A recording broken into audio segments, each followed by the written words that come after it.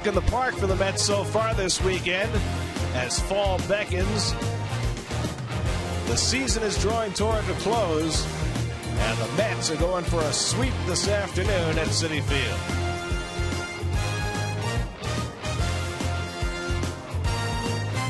At Citi Field in New York, the New York Mets play the Miami Marlins. Have a pleasant good afternoon, everybody, and welcome to Citi Field. I'm Gary Cohen. Keith Hernandez joins me in just a moment as the Mets go for a sweep of their three-game series against the Miami Marlins. The Mets had lost 9 straight home games coming into this series, but it all changed on Friday night. John Neese took the mound looking for his career-high 12th win, and Neese was terrific again, pitching into the 7th inning. But what changed on Friday night is that the Mets provided run support, and Scott Hairston was front and center, a first-inning 2-run homer. Harrison later added a triple as well. Ike Davis homered, and the Mets had themselves a 7-3 victory, and they snapped that 9-game home losing streak. Then yesterday, R.A. Dickey took the mound, his third try at his 19th win, and Dickey was tremendous. He held the Marlins scoreless over the first 8 innings, had his knuckleball floating all day long, and he had himself a 4-0 lead going to the ninth. First 2 men reached against him in the ninth, so Dickey departed. Here's how he got the lead. Jason Bay with a 2-run homer into the black beyond center field, and Hairston homered for the second straight day as well. After Dickey left the game in the 9th inning with 2 men on, John Roush had his struggles. Roush gave up a 3-run homer to John Buck off the foul pole, and for the second time of the game, the umpires had to review it. Can't figure out why. But it was a 3-run homer. It was a 1-run game, and with a tying run at second base, Roush struck out Gorkys Hernandez to end it.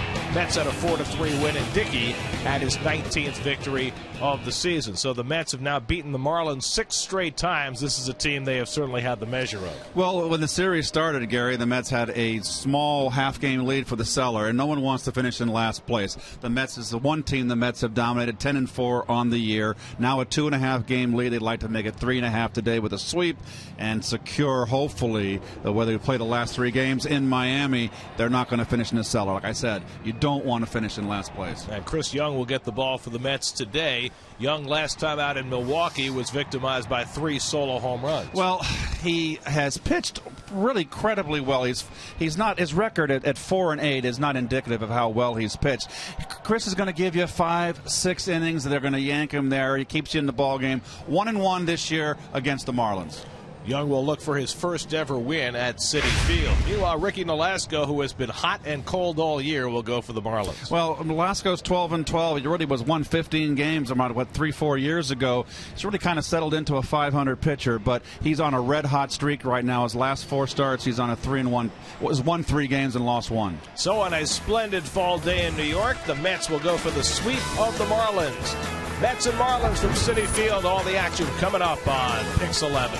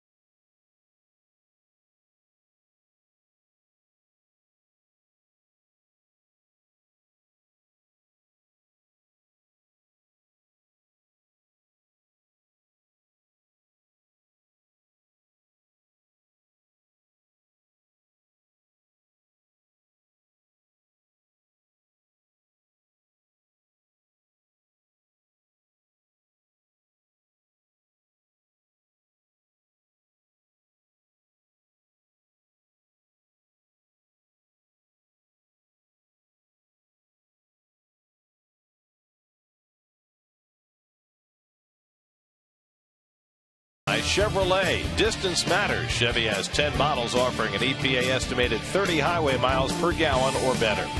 By Bank of America. By Mazda, we believe if it's not worth driving, it's not worth building. By Geico, 15 minutes could save you 15% or more on car insurance. By your tri-state area Volkswagen dealers, visit VWDealer.com. And by Subway, it's Subway's birthday, and everyone is celebrating with $5 favorites all season long. Get to Citi Field for 50% off tickets with your Pepsi can. On game day, exchange the can at the Citi Field box office to save 50% off 2 tickets. Visit Mets.com/PepsiCan for more details. Keys to the game brought to you by Cadillac on the web at CadillacTristate.com.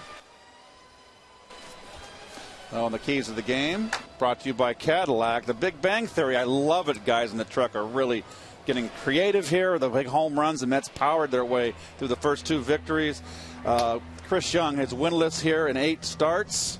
Ricky Nolasco, David Wright certainly needs a big game. He hasn't got a hit in this series.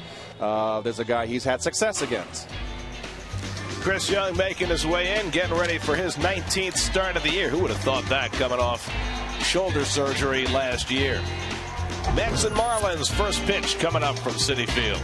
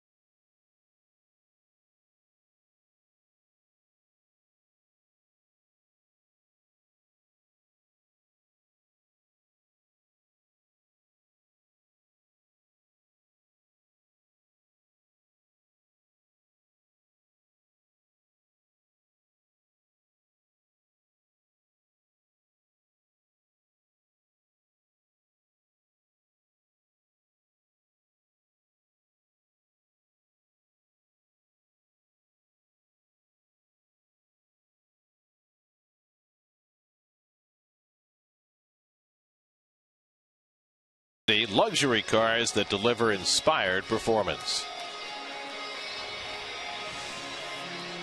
Chris Young takes the mound, looking for his 5th win of the year. Starting lineup brought to you by Toyota. When you choose Toyota, you get a lot for less. Marlins will go with pretty much the same look they've had throughout this series. They've got a whole bunch of people hurt, with Giancarlo Stanton having not played throughout the series. Justin Ruggiano hurt his shoulder on Friday night, and Austin Kearns' back seized up, so Ozzie Guillen going with what he's got as his team languishes in last place, 20 games under 500. And there's Chris Young, and as Gary mentioned in the open, winless at home here. You have to go back 2 other people. In 1962 at the Polo Grounds, Craig Anderson was 0-11 in 14 starts at home, and Anthony Young, you remember him, Met fans, in 93 was 0-8 in 10 starts. And the Infinity defense, Mets defense, as you can see, Torres has been getting play every day. He's got to play center field. He's the best defensive center fielder here at Big Shea. Hasn't made too many outfield errors. That's a fine. Citi Field. By the way, always good to get the Anthony Young mention in early. Of course, that 0-8 in 93, only a piece of his phenomenal 27-game losing streak. as Young's first pitch is outside to Brian Peterson. Peterson 0 for 6 in the series. Made that tremendous catch yesterday to rob R.A. Dickey of an extra base hit. And Young quickly falls behind him 2-0. Chris is 4-8. All his wins have come on the road. He lost 3-0 in Milwaukee his last start. Pitched pretty well despite giving up 3 solo homers, 2 to Ryan Braun. Call strike to Peterson, 2-1. He was 1-1 against the Marlins this year in 2 starts. He really got roughed up in one, and the other one pitched a fine ball game. See that number at the bottom? His starts at Citi Field, the Mets been outscored 53-13. Now, one of those was that 13-0 loss the Mets suffered to the Marlins in the game on August 8th when we sat up in the Pepsi porch. And Jose Reyes hit a rocket to lead off the game into the Pepsi porch.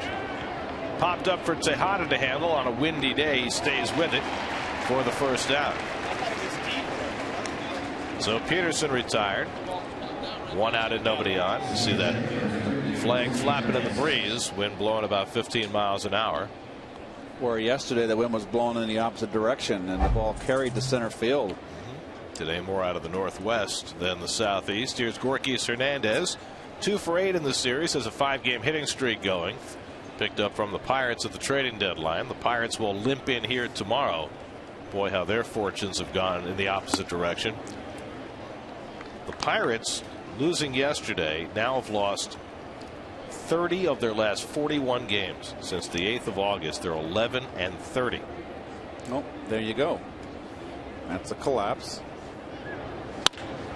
Sharply hit, and David Wright with another beautiful pickup. He's been doing that all year long. 2 out. You know, even David, in his years where he's won the Gold Glove, he hasn't been as smooth. He's very smooth with the glove this year. Here he is playing on the grass and makes it look easy. So quickly, 2 out and nobody on.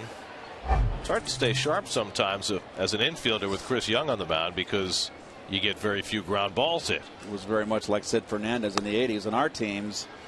That was the lineup that Davey Johnson would put Hojo at shortstop and would put Kevin Mitchell out in the outfield or even play him at third. Reyes lines one to right. Right there waiting is Hairston, and the side retired. 8-pitch inning for Chris Young to start the afternoon. Mets come to bat in the bottom of the first with no score.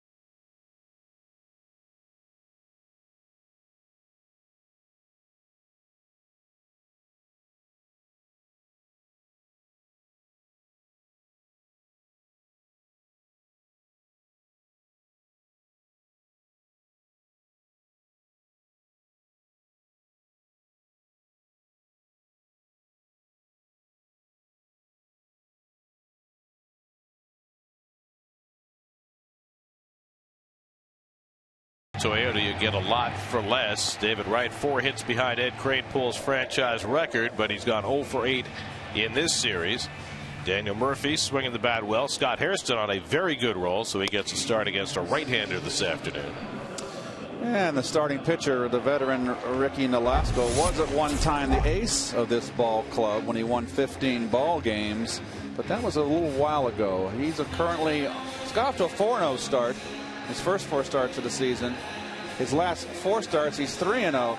but in between 5-12 with an ERA almost over 6 in 19 starts. Ricky Nolasco, like the little girl with the curl. He's either really good or he is horrid. And the Mets have seen both sides of that this year. He had one tremendous game he pitched against the Mets back in April, 7 innings, 1 run. And the second time the Mets faced him, they beat him up 6 runs and 9 hits over 4 2/3. Ruben Tejada leads things off for New York. And Tejada, first pitch swinging, fouls back the fastball. Daniel Murphy. Is that hockey? It's like he's in the penalty box. High sticking. Well, that only happens if you uppercut. Lofted toward the second baseman Solano, and that's the first out. So Tejada's retired on a soft line drive. And we'll take a look at the Marlin defense, brought to you by Infinity Luxury Cars that deliver inspired performance. And we're going to highlight Senor Reyes. And he's the only guy in the lineup. This is a beat-up ball club. They made a lot of transition. They traded a lot of people. A lot of people are hurt. But he was there opening day, and he's here getting towards the end. Nice sunglasses. First year of a 6-year contract for Jose for a Marlins team that went for it this year and didn't get it. Call strike to Murphy, who's 2 for 7 in this series with a couple of RBIs. Murphy's got good career numbers against Nolasco, 7 for 22, a .318 average. And he takes a curveball for a strike. Generally with Nolasco, if he gets his curveball over early, it's going to be a good day for him. And he has had more good days than bad lately. He's always been a strike thrower. Couldn't get Murphy to bite. Third base umpire Tim Welke says no swing, 1-2. Nolasco, in fact, has walked only 1 batter in his last 34 innings. On the year, he's got in 179 innings, only 45 walks, 8 of them intentional. 2.3 walks per 9 innings. David Wright on deck. And Murphy takes just inside with a slider, 2-2. Lifetime, Nolasco's 5-8 against the Mets with a 5.28 ERA, one of the highest ERAs in history against the Mets for a pitcher who's had at least 100 innings against them. Inside to Murphy in a full count. The only pitchers with 100 innings against the Mets with higher ERAs than Nolasco in the Mets history is Brad Penny, who has the highest, 6.25. Bruce Ruffin, remember him with the Phils, and Russ Ortiz, who the Mets used to beat up with regularity when he was with the Giants and the Braves. Murphy smacks one to center field, chasing Hernandez back, and it's over his head. Hops against the wall. Murphy to second and pulls in with a 1-out double. A 400-foot 2-base hit for Daniel Murphy, his 38th double of the year. Well, he smokes this ball. A lot of outfielders today like to play in shallow, and this is a big ballpark. You better be able to go get him. Murphy hits this ball, crushes it. You can see gets a break. One step in was the difference. So Murphy, who was behind in the count 0-2, worked it to 3-2, and he's on second base with a 1-out double. Now David Wright, 0 for 8 in this series, 3 for his last 29. His average down to a season low 305. And he smacks one deep to left center. Back goes Hernandez, back near the wall, and it's out of here. David Wright with a first inning 2-run homer, and the Mets jump in front 2-0. Number 19 for Wright, and the 6th home run he's hit against Ricky Nolasco, more than he's hit against any other pitcher.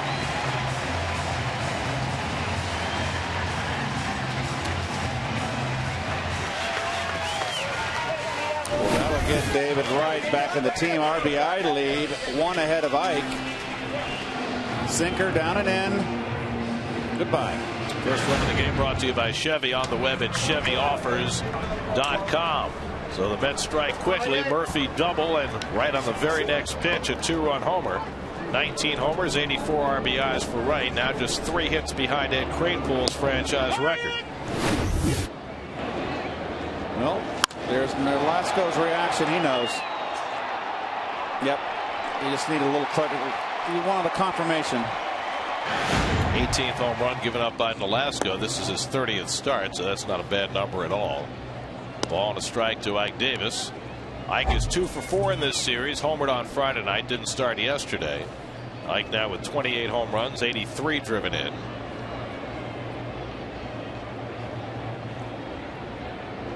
And he hooks one foul. Well, the Mets hit 2 home runs on Friday night, Hairston and Davis. They had 2 home runs yesterday, Hairston and Bay. And they've already got a home run on the board today. Mets haven't hit 2 or more home runs in 3 straight games since July the 5th through the 7th. Well, Nolasco is a lifetime in 21 starts against the Mets, 5-8 with an ERA over 5. He's not getting his curveball over right now, Gary. And this is a guy that needs his curveball, and as a hitter, make him get it up. He's missed low in the strike zone with his curveball, not up. Make him get it up. He's got to come to the fastball if he gets behind. Randy St. Clair, the pitching coach for the Marlins, looking on, and Ike goes down looking at a fastball. So Nolasco has his first strikeout, the second out of the inning. Well, I don't know if Ike was looking for a curve here, but you got a pitcher that can't get it over.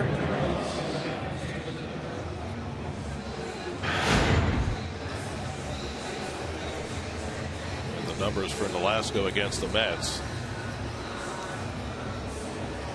Since Nolasco debuted in 2006, he's had as many starts as any pitcher in the major leagues against the Mets. 22 now with the start today. That ties him with Tim Hudson.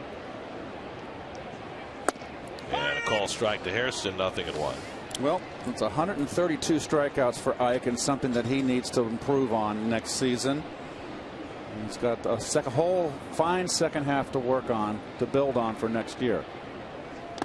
See, he's still getting that curveball down. That's the things you got to pay attention to, you young hitters out there from Little League. Well, not so much Little League. Little League, just have fun. But you high school, college, focus. Should be throwing curveballs in Little League anyway. Focus on the pitcher. This guy right here, Nolasco's not getting it over. He's missing consistently in the dirt. Make him get it up. Hairston pulling off the slider, and it's 1-2. Scott has homered in each of the first 2 games of this series. Now has 19 for the year, a new career high. Lucas Duda would be next. Hairston said yesterday it would be very meaningful to him to get to 20 home runs for the first time in his career. You know that David Wright would like to get to 20 also. They're both 1 shy. But you know, Hairston's had more than 200 fewer at bats than David has, so it really has been a terrific year for Scott in every respect. No question. He's become much more than just a platoon player. It's not an easy job, too. You know, Scott got far more playing time than he ever dreamed, due to Bay getting off to the bad start, getting injured, and boy, he took advantage of his opportunity. 11 home runs here this year, more than anybody else this season, and the second most since the ballpark opened. David Wright hit 12 here in 2010. Of course, it's a little easier to hit home runs here now with the fences moved in for the first time.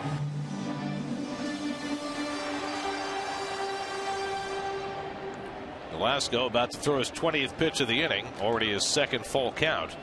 Not something he's accustomed to.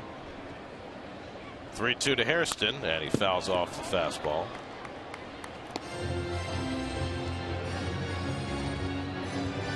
Chris Young, 2 runs to the good already after his team got shut out in his last start in Milwaukee. It was the game Willie Peralta started against the Mets, and that youngster looked fantastic.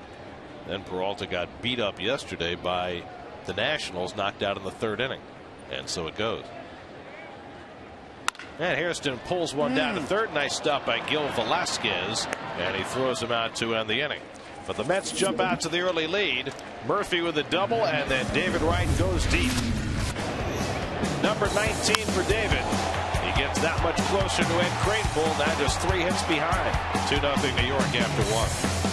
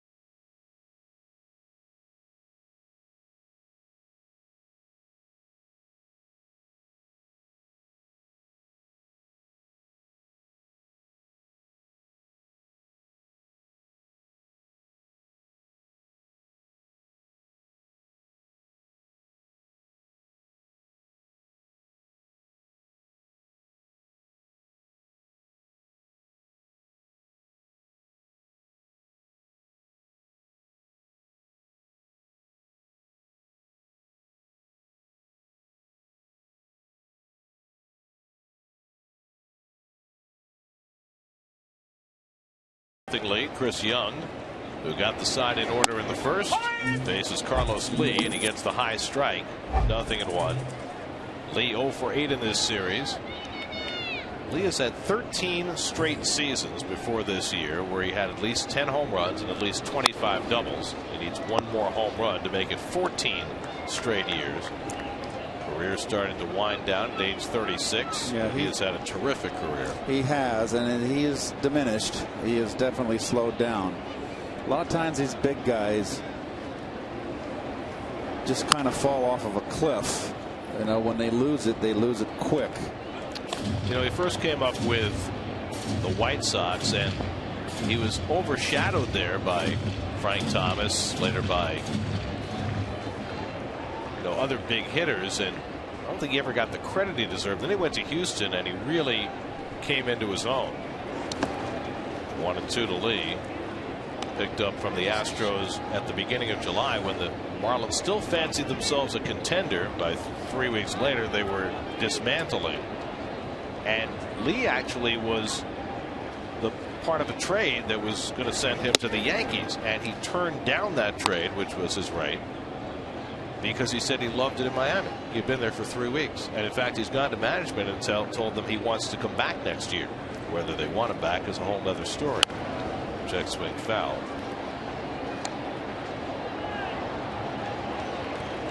A lot of players like the idea of playing in Miami. Well, there's a lot of benefit playing in Florida, and now with the new stadium and the dome and no longer the rain delays and the rain outs. And the 95 and humid. Swing and a miss, and Lee is struck out. First strikeout for Young. Fastball right down the middle. This splits the plate right there to rip. Swung right through it. Well, the Marlins, like the Mets, are going to have a lot of decisions to make in the offseason. The Mets have got to figure out how to retool their outfield and figure out exactly what their course of action is going to be as they wait for their young pitching to develop. Here's Greg Dobbs with one out. Well, you're talking about Carlos Lee, who can only play first base. You can't put him out in the outfield anymore, particularly in that big ballpark in Miami. They're talking of Logan Morrison, who's injured. He's been the left fielder, moving him to first base. You got Bonifacio, who's on the DL. He's going to play second, or is he going to play center field? They got a lot of issues. Well, and it starts at the top. I mean, it's clear that the Marlins went out and spent an enormous amount of money in the offseason to sign Jose Reyes, to sign Heath Bell, to sign Mark Burley, to bring in Ozzie Guillen on a 4-year contract. And it all fell apart so quickly for them this year, and it clearly was not the right mix, and they started dealing away some parts. But the question is, do they stay the course next year with what they've brought in, or do they start from scratch again? Do they bring back Ozzie, whose job appears to be on the line, even though he's only in the first year of a 4-year contract? Swing and a miss by Dobbs, and it's 2-2. I mean, those are tough calls because you make commitments to be a certain type of team going forward, and when the mix just appears to be off, do you dump it immediately, or do you try and give it a second chance? Well, one of the big guys for their plans for the future is no longer here, was Hanley Ramirez, and ever since Hanley, was it 2-3 years ago, won the batting title, he just went downhill, became lazy and got in bad habits with his swing. Dobbs hits it down the left field line, and that'll fall for a base hit. Over quickly to try and play it as Duda, but it hits off the sidewall, and easily to second base goes Dobbs. Well, Dobbs is a veteran hitter. Good guy to have off the bench. Nice hitting right there, going with a fastball away. Well, that's Jeffrey Loria, the Marlins owner, who is a very hands-on owner and will make a lot of the decisions about what the Marlins do going forward, whether they make changes in the front office, whether Ozzie returns. Here's Donovan Solano, the second baseman, who's been a nice surprise for the Marlins this year. He's played a lot of different places, settled in lately at second base. He's had a very good series. He's gone 5 for 8 with a couple of doubles, 2 RBIs in the first 2 games.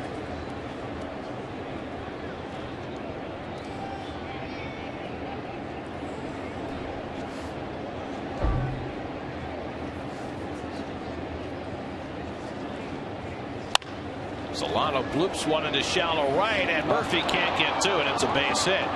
Dobbs will go to third, and the Marlins have first and third and one out. Just a little flare off the bat of Solano, and he winds up with his sixth hit of the series. Boy, you just cannot. Dobbs, you cannot score in this ball. He's got to sit there and read, get there halfway.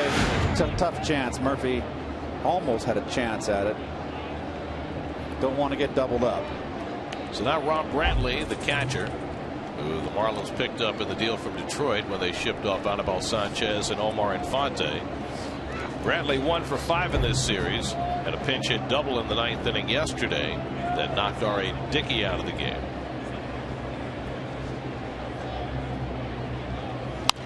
And he fouls off the first pitch, 0-1. Actually, Brantley's hit came off John Roush in the ninth inning yesterday. In any event, Brantley's been hitting the ball very well. He's hitting a .329 since coming over from Detroit. 76 at bats. It's got a little bit. It hasn't got a lot of bat speed. Takes a big stride. If you don't have bat speed, you're going to be in trouble at this level. Known more for his bat in the minor leagues than for his glove. He really struggled behind the plate in the opening game of this series. Gil Velasquez, the number 8 hitter, waits on deck. Tying runs on base with 1 out. Going to check in on Solano, who has 7 steals without being caught this year. Young's given up 17 stolen bases this year, continuing a career-wide phenomenon. He's just so tall and so many moving parts, it's hard for him to get the ball to the plate quickly. Basically playing Brantley straight up. Infield and outfield. He got a little bit of an uppercut too. He drops that back shoulder. I'm not in love with his swing, to be honest with you. Watch him drop his back shoulder. No, it's just, I'm not thrilled with that. Not thrilled with that. Oh, there we go. Skywriting. I thought that was a lost art. It's a lot of C's.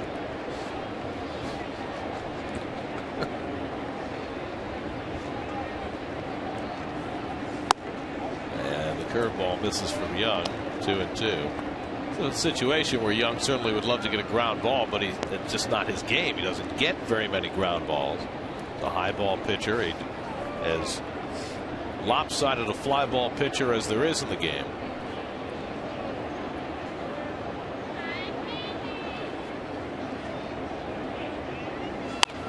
And a pop up wide of third, right into foul ground, and he gets there at the railing. Nicely done by David Wright.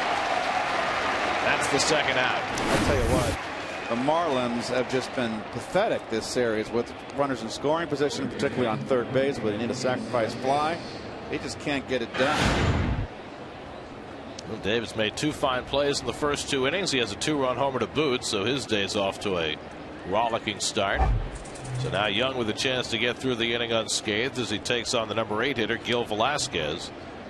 Velasquez, who had some brief cups of coffee with the Red Sox and the Angels, originally drafted by the Mets 14 years ago. He's 32 years old and getting a chance to play some third base for the Marlins in this series.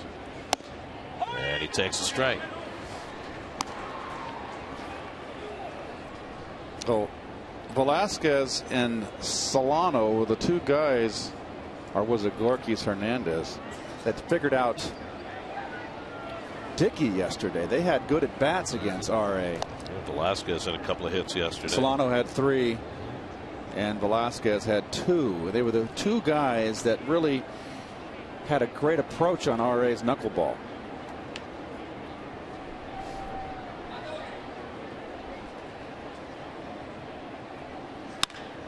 And a pop up into shallow right center. Hairston makes the call and dives to make the catch. He thought that Torres had called him off. Torres had stopped, and Hairston had to dive to make the catch. Torres pointing at Hairston, and Hairston bails him out. Like Alphonse and Gaston. You take it. No, you take it. It's Hairston's ball, Gare. F9, your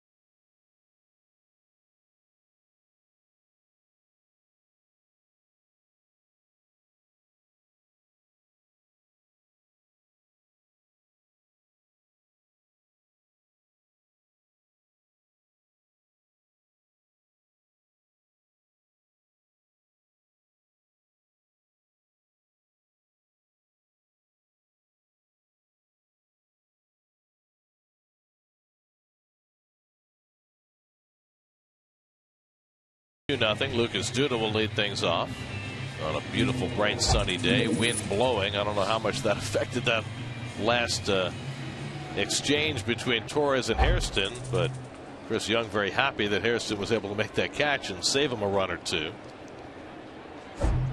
Duda 1 for 2 in this series with a couple of walks, hitting at .245 for the year. Nolasco was touched for a 2-run homer by Wright in the first inning. Duda, Torres, and Shopik for the Mets in the second. Lucas lays off a high one for ball one. Duda playing left field today after playing first base yesterday, as the Mets remain committed to playing him every day going down the stretch of the season. And the curveball from Nolasco for a strike. Just trying to figure out what they've got with Lucas Duda, as good a read as they can before they head into the offseason and start making some decisions. Decisions about, first of all, whether Duda has a long-term future as an outfielder. Popped up, shallow left center, and that'll drop for a base hit. Reyes gave up on it. Hernandez couldn't get there.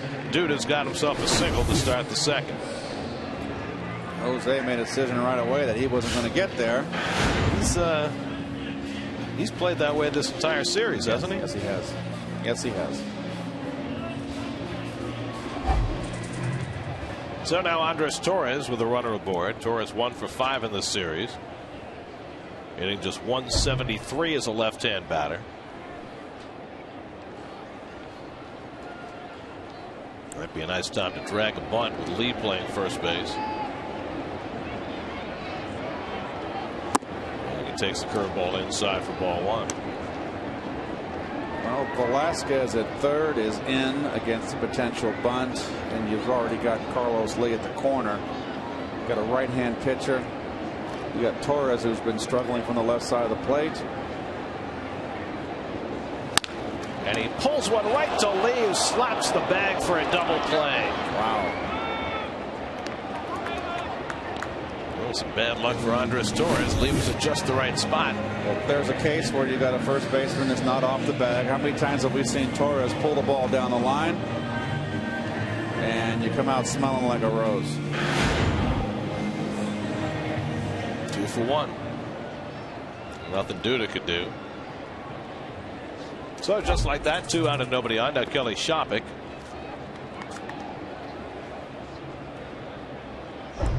Shopik just shy of 200 at bats for the season, hitting at .241 with 8 home runs. 3 of those home runs in his 21 games as a Met. Josh Tolley caught the last 2 games. Shopik making his first appearance in this series. Chris Young would be next.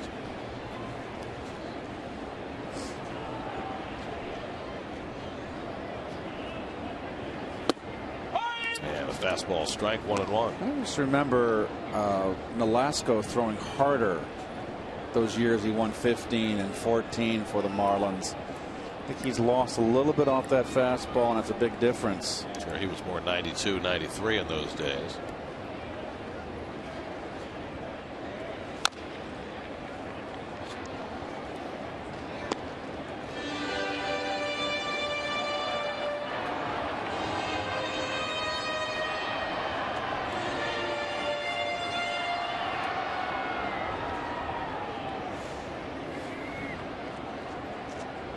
All right, Dickey, who yesterday won his 19th game.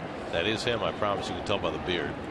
And his closest competitor, I think his only competitor for the Cy Young, won his 20th. That's Gio Gonzalez. He won a lot of run support last night. How long did he go in that game? He went 7 and did not allow an earned run. He gave up 2 unearned runs, so his ERA down to 2.84. Dickey's at 2.66, leading the National League.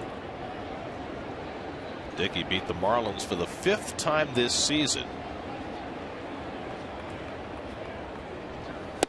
Strike 3 called. Shopik is out on strikes. And so Nolasco has his second strikeout, and the Mets are done in the second, leading 2-0.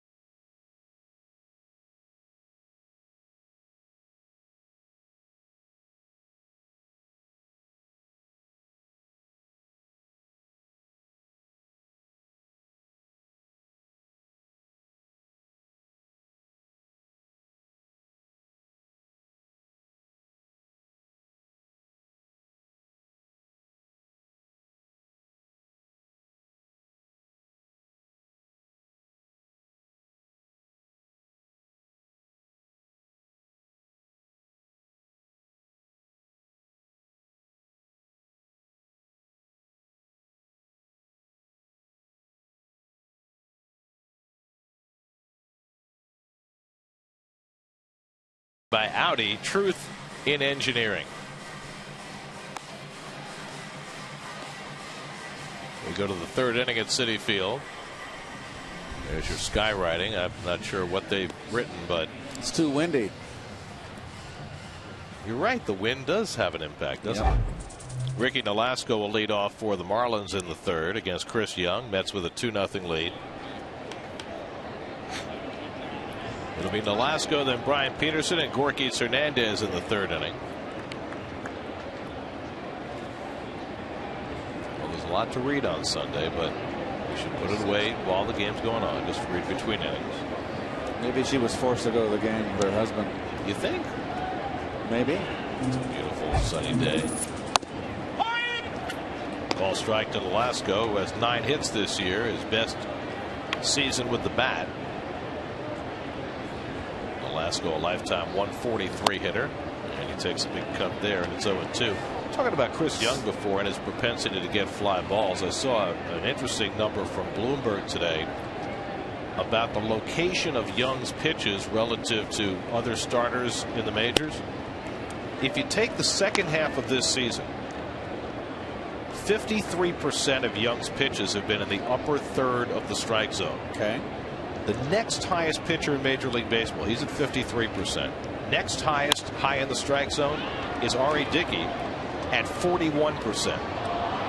53 to 41. No other pitcher is even close. Third on the list is Kevin Millwood, who's just under 40% of pitches in the upper third of the strike zone. It gives you an idea how unique Chris Young is. Fly ball from Velasco, and Duda edges in. One away. Well, I think R.A., that's surprising. I know R.A. has the high one. He likes to throw that little riser knuckleball. I mean, R.A. doesn't even count. I mean, you kind of take him out of the equation because he's a different breed as a knuckleballer. But, you know, so you've got Young at 53 and then Millwood under 40. So it just tells you that Young is doing something that nobody else does, to throw, you know, 85, 86 miles an hour, throw that much up in the strike zone, and have the level of success he's had. Peterson fouling it back. Well, there's another one right there up in the strike zone. He knows what he's doing out there. Now, the question is, how does a guy throwing at that velocity get away with pitches up in the strike zone? It's got to be, he's over the top. It's got to be a deception. His height probably has a lot to do with it. Big long stride home, and he gets down low. That's a nice pitch. JR was a lot like that. Now, obviously, JR was an entirely different pitcher. JR Richards, excuse me, for the Houston Astros. JR 6'8". He had the up and down, but the same big stride. See how low Young gets when he drives off the mound? His whole, because of his big stride home, his trunk has to drop down, and that JR did that too, and that was deceptive. JR threw 95 miles an hour. Yeah, that's why I said they're entirely different. Yeah. JR did it with power pitching. So second strikeout for Young as he gets Peterson. And now Gorky Hernandez, who was robbed of a hit on a terrific stop by David Wright his first time up.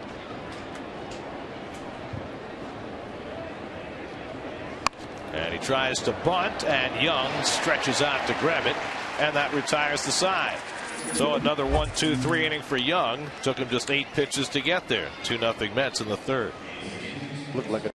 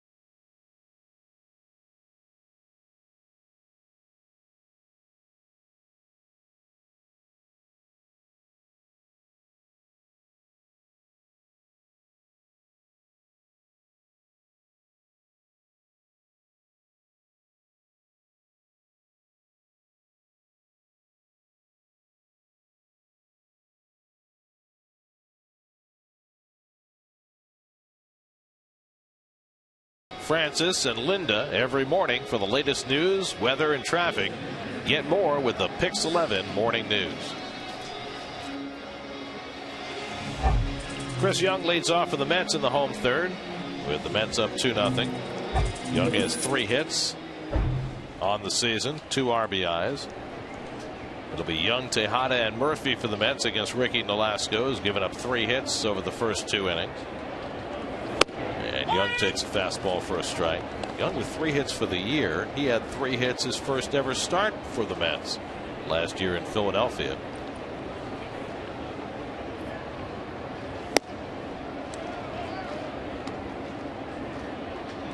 So far, Chris having a much better day than the last time he faced the Marlins here, when he was tagged for 7 runs and got knocked out in the 5th inning. He hits this one out to right field. A late start for Dobbs, and it goes over his head. And Young has an extra base hit. Second double of the year for Chris Young as he shocked Greg Dobbs, who got frozen in his tracks. It took Dobbs around 30 seconds to realize the ball go over his head here. He's not an outfielder now. He's third baseman. And it showed here. He just got a late break. You got to think that Giancarlo Stanton would have put that in his back pocket. So the Mets have a runner at second with nobody out, and Ruben Tejada the batter. Tejada hit a soft liner to the second baseman his first time up. Mets have 4 hits. 3 of the 4 have been for extra bases. Corners are in against Tejada.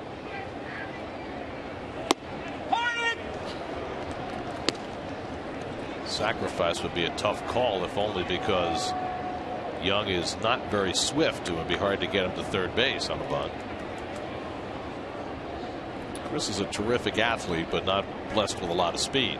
He was a great basketball player at Princeton.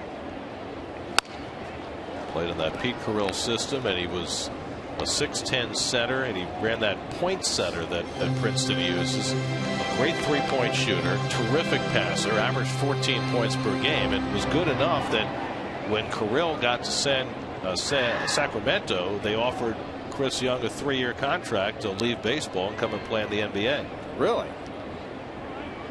And he was at a crossroads of his career at that time. He was with Texas and thought it over and turned him down. Nice play by the third baseman Velasquez, and the one-hop throw handled by Lee for the first out. So Velasquez robs Tejada of a hit. That's the second nice play that Velasquez has made in this game. Wright's made one too. That's a beautiful backhand and nice scoop by Carlos Lee. So one hard out for Nolasco. Young still at second.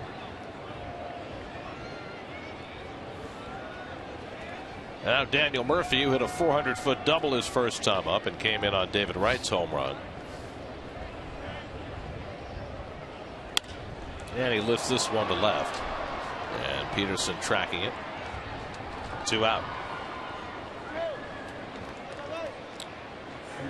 So Young remains at second with 2 away. Now David Wright. David continued his ownership of Ricky Nolasco. Hit the first pitch he saw today for a 2-run homer, well over the 385 mark in deep left center. 19th home run for Wright, and his 6th career home run against Nolasco, more than he's had against any other pitcher. 6 homers and 61 at bats, and he's hitting over 400 against Nolasco.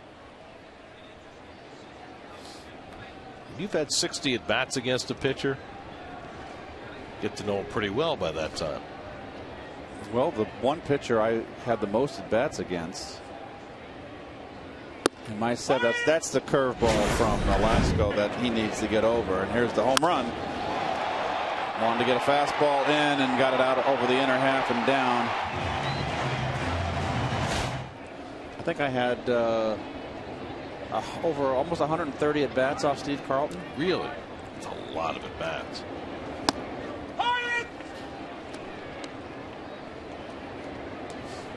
Two straight curveballs from Nolasco, and he gets them both over.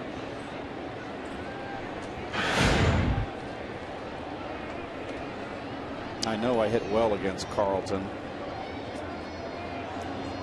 He didn't have a whole lot of company in that, especially as a left-hand hitter. He flipped me a few times. He put me on my back more than a few times. Maybe a couple times. I remember one wet night in St. Louis, he dropped me good, right under my chin. Close.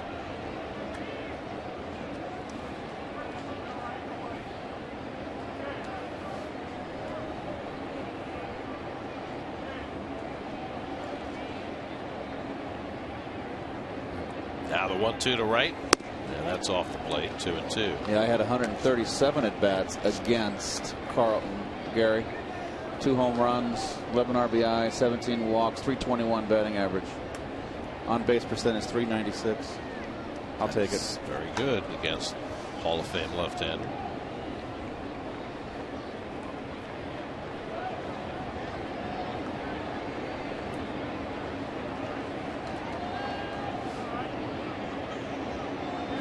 Now the 2-2.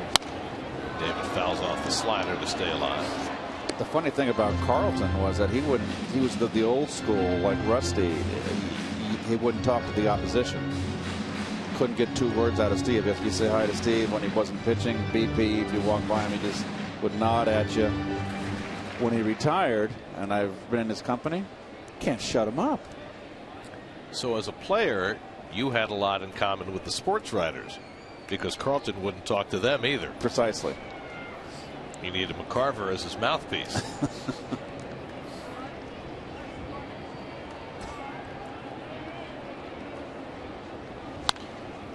Another slider, another foul ball. I mean, McCarver was not only Lefty's personal catcher, he was his PR spokesman. Hey, Tim's career was in flux when I took his spot on the roster when I got called up, and Torrey sprained his thumb, 74. I got called up in late August. They didn't want to put Joe in the DL. There was no retroactive back then, and McCarver was released.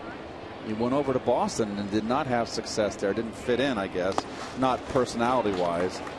I guess just into this what they needed. He didn't play much, and it was like his career was at an end. Goes over to Philly, becomes basically another 10 years. Was Carlton's caddy, and he did well. He hit well for Philadelphia. And Tim was a very fiery player and a winner.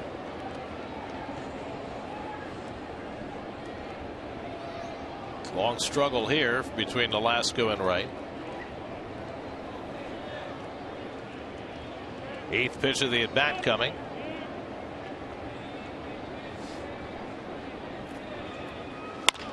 And a bouncing ball for Reyes to handle. And he throws out his former left side of the infield mate to end the inning. Leadoff double for Young. He is stranded. He'll go back to the mound for the 4th with a 2-0 lead.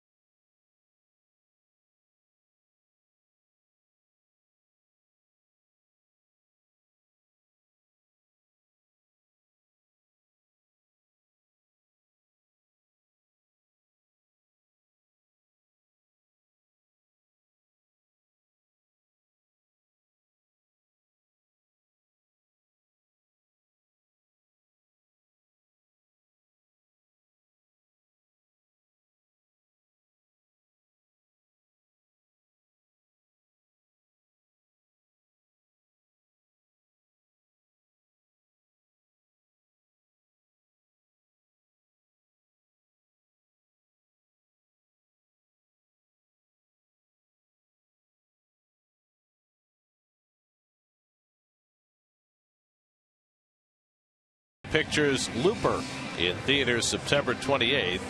Rated R.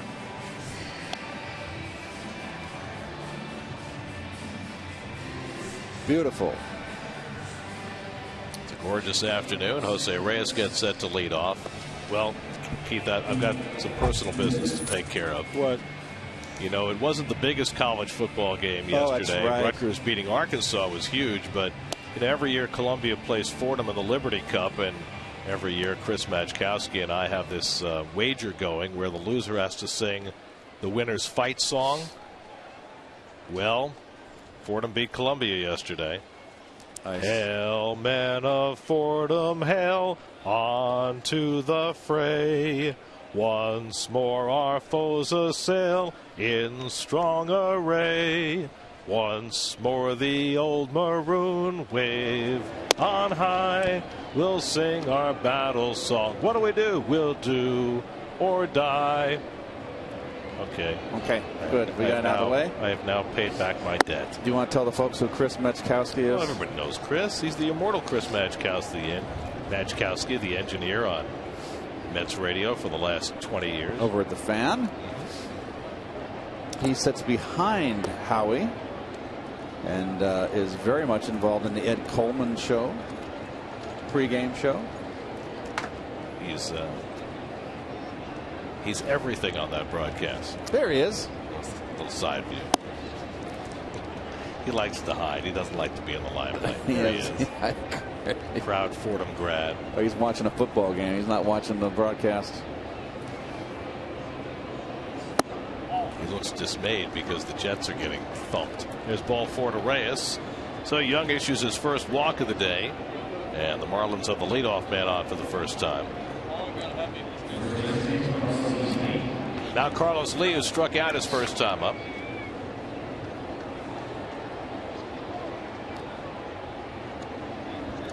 It's getting close at night now. You get a little fireplace, get the logs in the fire, have a fire at night. 10 degrees cooler out in Sag Harbor, you know. Come on. It gets chilly at night. Like 50. Open the windows. A little night air, a little fire going. Got to get you back to Florida. Swing and a miss, 1-1. I always, one of my little things I love to do is tend to a fire. I can, in the dead of winter, I can get a fire going from them. Get up in the morning, everybody's asleep. Everybody gets up to a nice fire. I'll keep that fire going all day. Do you have a certain technique? Well, I have a certain way I build the logs, yes.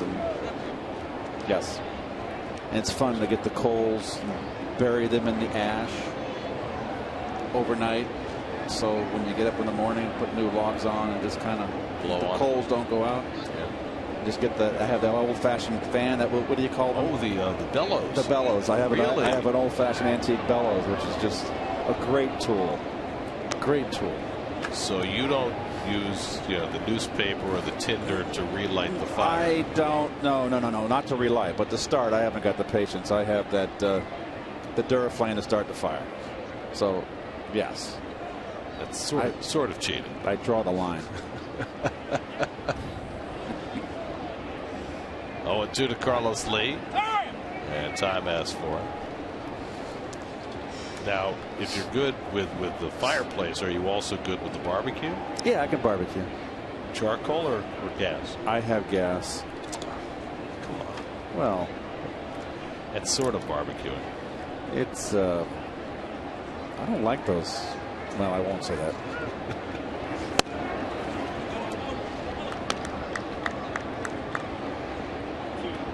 Nothing like a good charcoal grilled steak. I don't like the stuff you spray on the coals to get them to catch fire. That's what I don't. Yeah, the lighter fluid. Yeah. Well, you don't have to use much if you do it right. Swing and a miss, and Lee is struck out. Third strikeout for Chris Young. You know, we barbecue, we don't use lighter fluid. We use one of those towers. We put the right.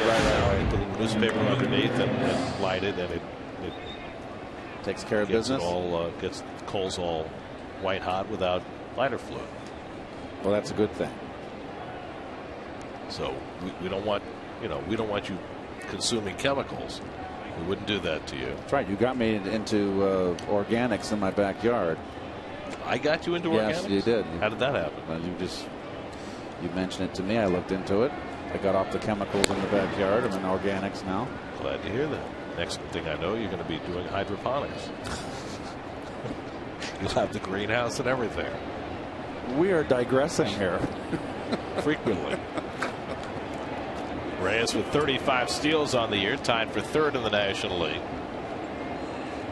Looks like he's in running mode. And does not go as Mets taken high by Dobbs, 1-0. Dobbs doubled down the left field line his first time up. You can tell with Reyes, and we've been talking about this since early in his Met career. You can tell when he's in the mood to run and when he has no intention of running just by watching the way he sets up. When he dangles that arm, he's thinking about going. When his hands are on his knees, not so much. And there he goes. The throw by Shoppach, not in time. And Reyes has his 36th stolen base of the year. His shoulder went hard right into the knee of Tejada here. Watch. It's a hard slide. Boom. He got a little whack there. That's that head first slide and leaves you open to get clobbered. Old shortstop beat new shortstop.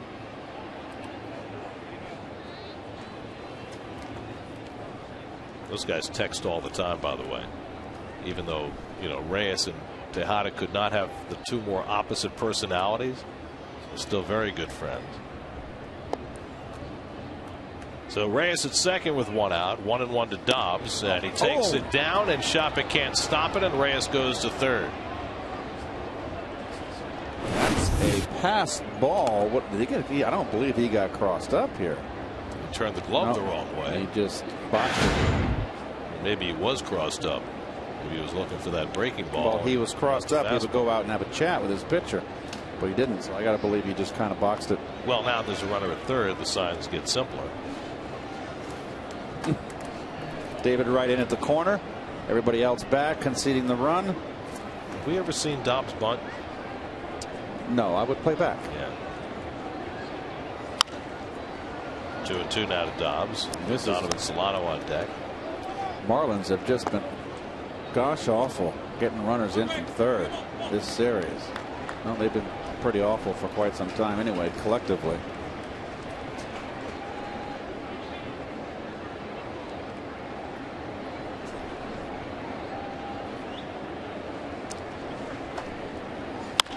And Dobbs hits it to shallow center.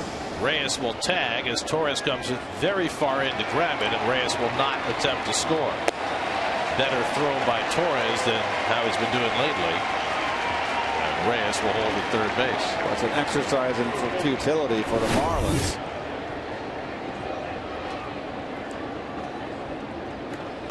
It's a rainbow in there too. Torres does not have a good arm. Torres, excuse me.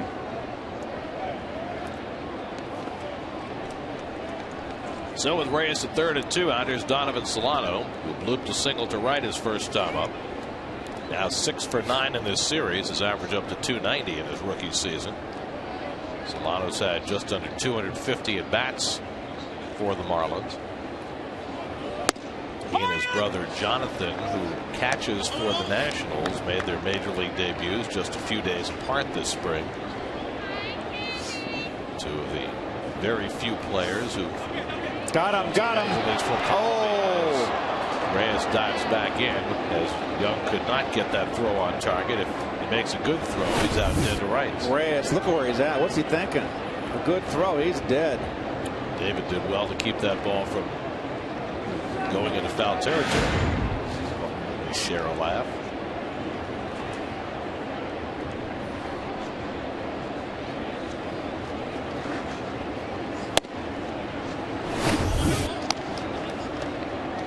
David wasn't paying attention here, and that happens, and you don't expect Reyes to do something so foolish. No, with Young pitching out of the full windup and all 6'10" of him, Reyes figured he could take liberties. 1-2 to Solano.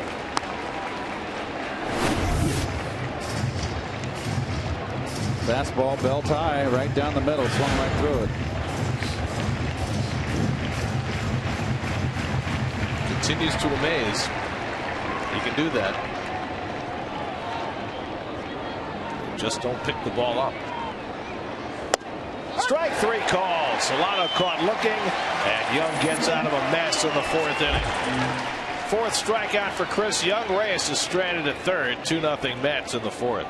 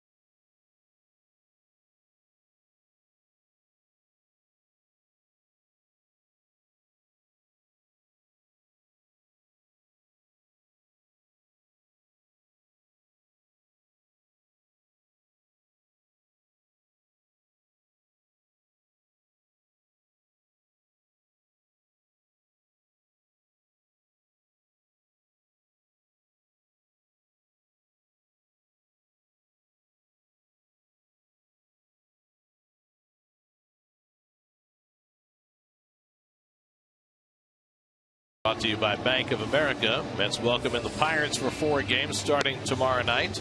Then the Mets go to Atlanta and Miami to close out the season. 10 games to go after today. Ike Davis will lead off the home fourth. Mets with a 2-0 lead. It'll be Davis, Hairston, and Duda for the Mets in the 4th inning against Ricky Nolasco. Davis caught looking his first time up. Closest race in baseball right now is the American League Central, where the White Sox lead has shrunk to a half a game over Detroit. The Tigers are playing a doubleheader today against Minnesota after a rainout on Friday night. And they lead 2-0 in the 5th inning of Game 1 behind Max Scherzer. Meanwhile, the White Sox have lost 4 straight, and they're in Anaheim today, where they have to face Jared Weaver, who's 18-4. Pulled down the right field line foul. So the Tigers with a chance to pass by the White Sox today. Last night, Miguel Cabrera hit his 42nd home run, tying Josh Hamilton for the American League lead, which means if the season ended today, Cabrera would win the first Triple Crown in baseball since 1967. Carl Yastrzemski. And Yastrzemski that year, remember, tied for the home run lead with Harmon Killebrew. Still get credit for the Triple Crown, even if you tie in one of those categories. What did Carl hit that year? I wonder what won the batting title. Lee playing right along the line there to field Davis's ground ball for the first out. I remember he had 44 home runs. We'll check on the other numbers in a moment. What was the year he hit? Didn't he hit 301 in 68? Right, 68 was the year of the pitcher. Scott Hairston coming up. Kevin Burkhardt is off. CJ Papa is our field reporter. Let's check in with CJ. All right, thanks a lot, Gary. You see Scott Hairston go to the plate. You know, he hits home runs in bunches, especially here at Citi Field. He has 11 home runs so far. That's one shy of David Wright's Citi Field record of 12 that he set back in 2010. And for Hairston, I asked him if he compared the streak earlier in May when he had home runs in 3 consecutive games to the one he's in now. He had a home run on Friday and a home run on Saturday. He said he feels good. Physically, he feels terrific. He's in a zone, and he says he's grabbing the ball where it's supposed to be and focusing on staying more inside the ball. He actually compared it to swinging a golf club, where you come over the top and hit foul balls where, you know, your balance is off. And he says right now his balance is very good. And, you know, besides the 3 in a row that he hit earlier this year, he also has 4 games where he's gone back to back. So if you do the math, that's 11 home runs. And so I asked him, when you're in a home run streak like this, does he have any superstitions? Now, Josh Tolle is right next to him in the locker room, and Josh said, don't give him any of your trade secrets away. And Josh wouldn't tell me any of his superstitions. But, you know, Hairston said he didn't have any superstitions. So, Keith, I ask you, when you were in a great streak, whether it's a home run streak or a hitting streak, did you do something every day the same to feel that, you know, you would, you know, get a hit from it? I always started the season, I always had a hole in one of my socks, like when I was a Cardinal. And I would start the season whenever I wore that same sock. I was in love with those socks, and I wore them for years. So I would play the first game. The minute I got hot, whatever leg it was on, I'd wear that sock on that leg the rest of the year. So, yes, baseball players are very superstitious. Hairston gets under this one and pops it a mile high into Gorkis Hernandez's glove for the second out. You know, Keith, speaking of socks, I'm wearing the same socks that I wore yesterday. Someone said we had a good broadcast. My first game here with the Mets, I was 1-0, so I figured, what the heck, I'd wear the same socks because I am a superstitious kind of guy. So we have socks in common, Keith. Very good. Excellent. We want to keep the Mets on a winning streak.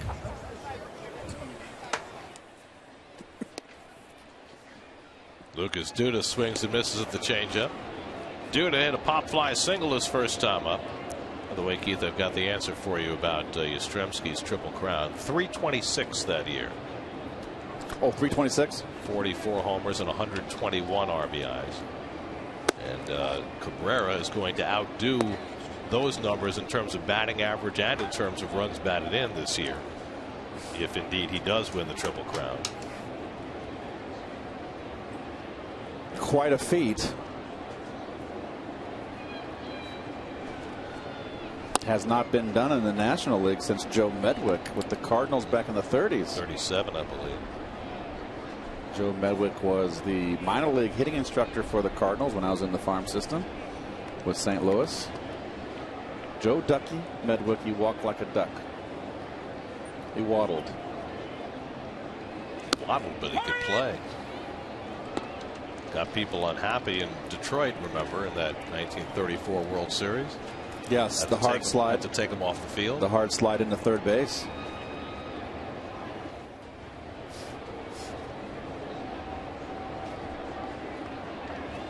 That was the Gas House Gang, right? That year when they beat Detroit. You know, there are two things that haven't happened in the National League since those 1930s Cardinals. The Triple Crown you mentioned with Ducky Medwick, and the last 30-game winner in the National League was Dizzy Dean. Dizzy Dean that year. In 34. And we read that book together about the Gas House Gang, about how difficult it was to deal with Dizzy Dean if you were a manager. Or anybody else. Frankie Frisch was the player manager played second base. DeRocher was the shortstop, Leo DeRocher. Pepper Martin. Pepper Martin. That was a great story about him, right? That generation's version of a homeless person. Yeah, he was. What a great player. Living out of an automobile, right? In the Depression. Duda draws Nolasco's first walk of the day. Only the second walk Nolasco has issued in his last 38 innings. And the Mets have a 2-out base runner. Here's Torres, who had a hard line drive to first into a double play his first time up. In the American League East race, the Yankees won their 7th straight in incredible fashion yesterday. They're a game in front of Baltimore. Today, Oakland leads the Yankees 3-0 in the 4th. Baltimore scoreless in the 3rd in Boston. And while the Yankees' victory yesterday was out of this world, coming from 4 runs down in extra innings, the Orioles continued an even more phenomenal stretch of winning extra inning games as they beat the Red Sox in 12, their 16th straight extra inning win. I mean, you talk about a magical season. That's remarkable. And who got the game-winning hit in the 12th? Jim Thome, who had spent the last 2 months on the disabled list, first game back, and he gets the game-winning hit. Duda at first with 2 down.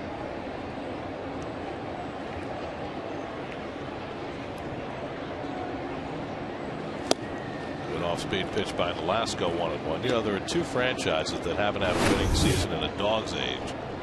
The Pirates and the Orioles, who were 2 of the glorious franchises in baseball for a long time, especially during the 70s when they met each other in the World Series twice. Pirates haven't had a winning season since '92 and the Orioles since '97. And for a while it looked like they were both destined for the postseason, but over the last month or so the Pirates have gone straight downhill while the Orioles have continued to thrive. That's right. Clemente had the great World Series against Baltimore, the 71. And then of course Stargell and that bunch were down 3-1 to Baltimore and came back and beat them. 79. Yep. We are family.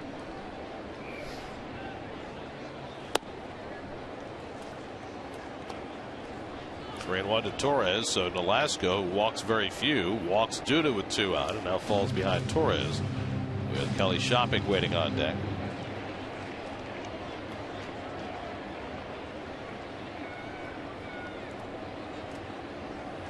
And Torres swings through the fastball, and it's 3-2.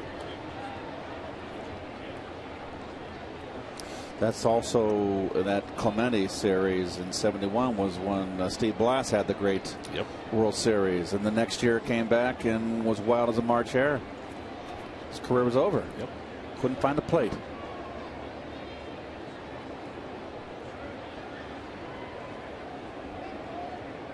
Duda gets set to run. 3-2 to Torres, and he goes down swinging to end the inning. 3rd strikeout for Nolasco. A walk in, 1 left. We go to the 5th at Citi Field. The Mets and Chris Young with a 2-0 lead.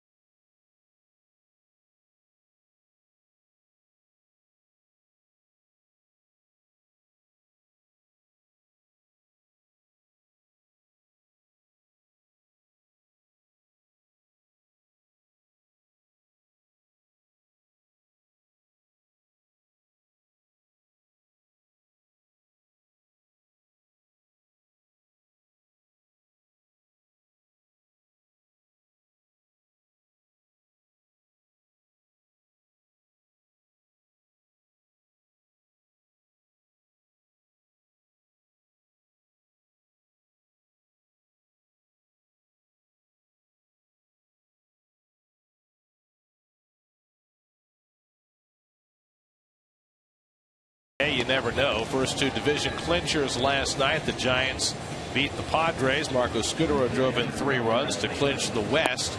And the Reds clinched the Central with Dusty Baker still absent. 4 days in the hospital now with heart problems. But the Reds win it 6-0 over the Dodgers behind Matt Latos. And Gio Gonzalez won his 20th game as the Nats lowered their magic number to 6, beating the Brewers.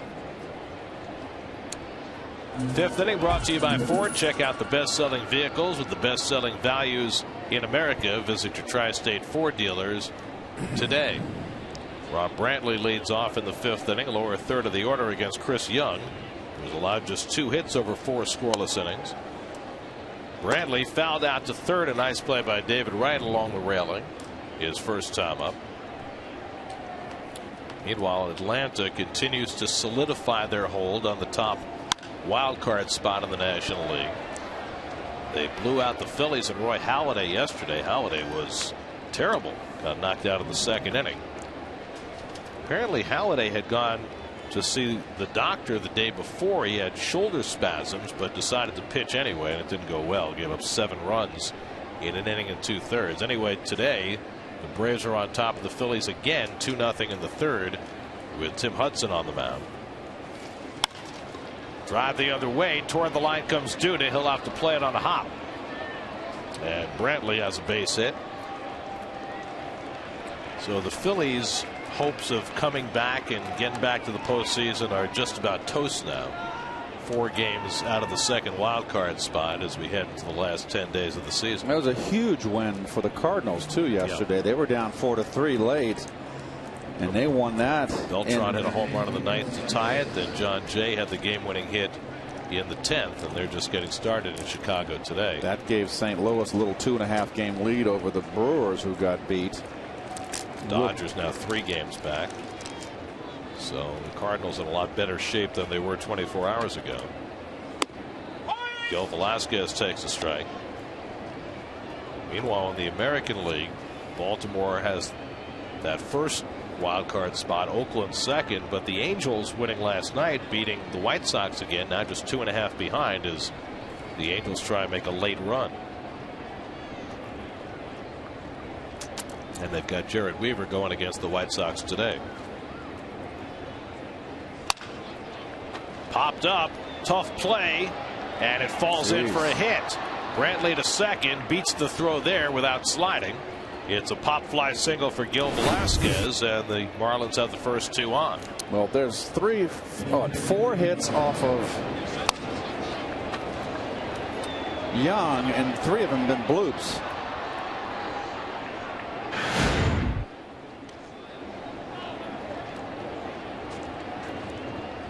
Santa. It's a little early, don't you think? Although you're talking about building fires and snuggling under the blankets and all that. It's only September, but I guess if we're pushing the season, Santa can't be far behind. Who would think of get up in the morning, have a cup of coffee, a little breakfast, go to the Met game. I'm going to go as Santa. That's a very easy answer. He wants to get on television. He succeeded.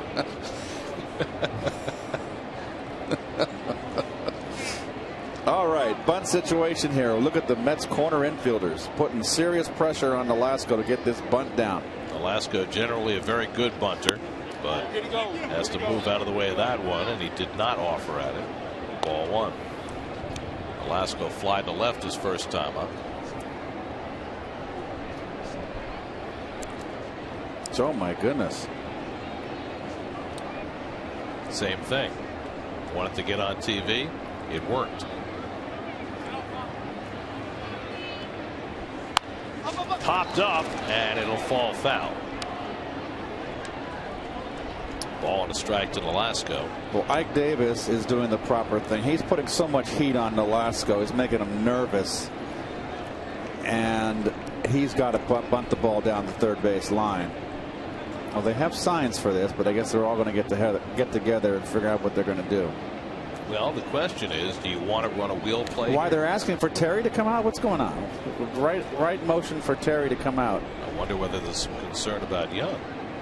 No, what kind of bunt play? I don't know. Comprende. Well, I've never seen this before. Neither have I. The manager puts the sign on. Maybe they changed the signs. And I don't wasn't know. sure. I don't know what's going on. Honestly, I've never seen that happen before. A manager being called out at this point of the game to clarify the bunt defense.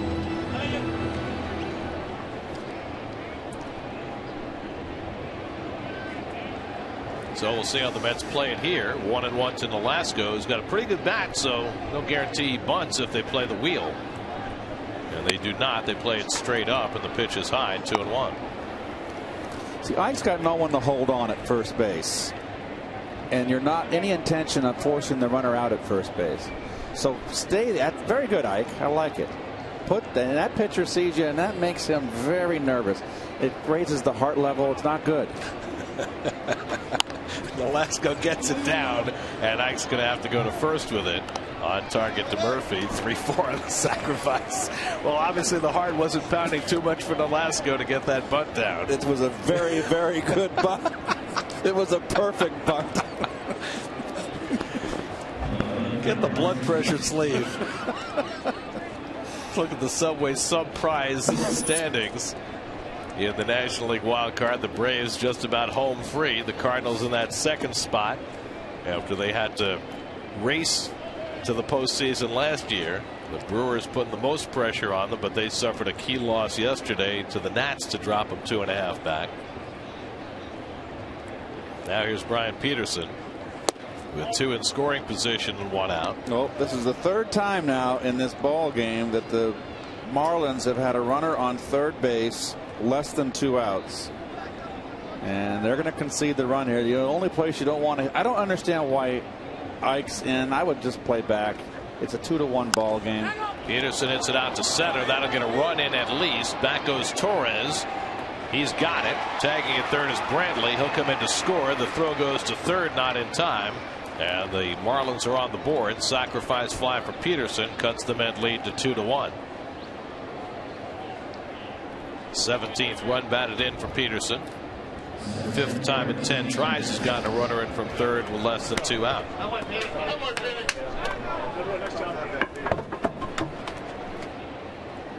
So now the tying run at third with 2 out. And here's Gorkis Hernandez, robbed of a hit by Wright his first time up. Tried to bunt his way on the second time, and Chris Young was able to snag it.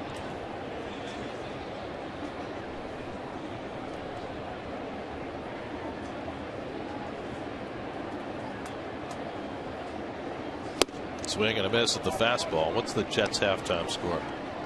10-3. 10-3 Dolphins. Yeah. Mets in Miami. Jets in Miami. Perfect symmetry on a Sunday afternoon. Trying to bunt his way on, and he bunts it foul. So Hernandez, who tried to bunt his way on last time up, this time trying to bring in a run in that fashion. And unsuccessful. And now he's in a 2-strike hole.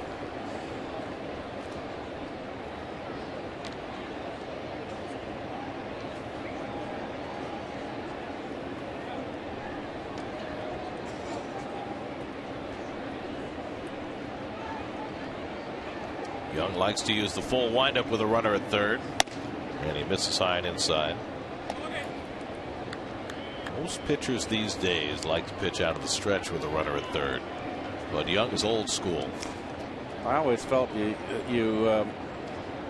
got your full body into everything from the windup. I think some pitchers just feel uncomfortable out of the windup with a runner at third, figuring guy could distract him, taking liberties down the line. Chris Young almost picked off Reyes. Now he's gone to a full count on Hernandez with Reyes on deck.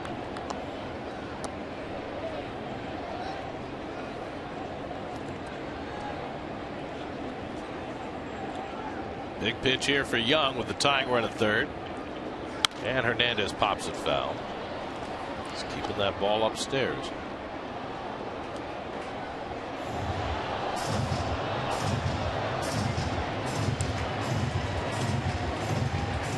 Chris Young, 33 years old. This is the deepest he's gone into a season in 4 years.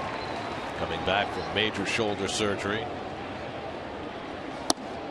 And that's wide for ball 4. A 2-out walk to Gorky Hernandez, and now runners at the corners with 2 out for Jose Reyes. Well, Reyes has had a lot of opportunities to have a big impact on this series, but he has failed to deliver. The Mets have got him out. 1 for 8 in the series. Lined out to right in the first inning today, then walked, stole a base in the 4th. Velasquez the tying run at third. Hernandez at first with 2 down. Each team with 4 hits in the game.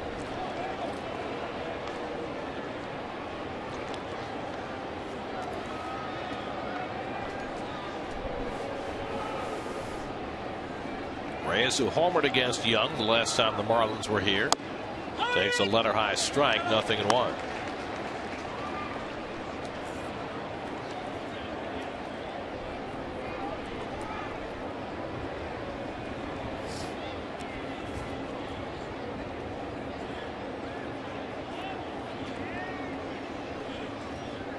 There goes Hernandez. The throw by Shopik into center field, and that'll bring in the tying run. Shopik decided to throw through and airmailed it, and Velasquez comes in to score on the Shopik error to tie the game at 2. Well, Reyes takes a fastball down the middle, let the guy steal, and boy, oh boy, did he send that one into the next county. Not even close. So the Marlins, with 2 runs home in the inning, have tied the game. Now the go-ahead run at second with 2 down, a 2-strike count to Reyes. Scoreboard is yet to catch up. Here's the 0-2, and it's popped up. Tejada with the angle, comes over to grab it, and that retires the side. But Miami gets even. They scratch out a pair against Chris Young. 2-2 halfway through.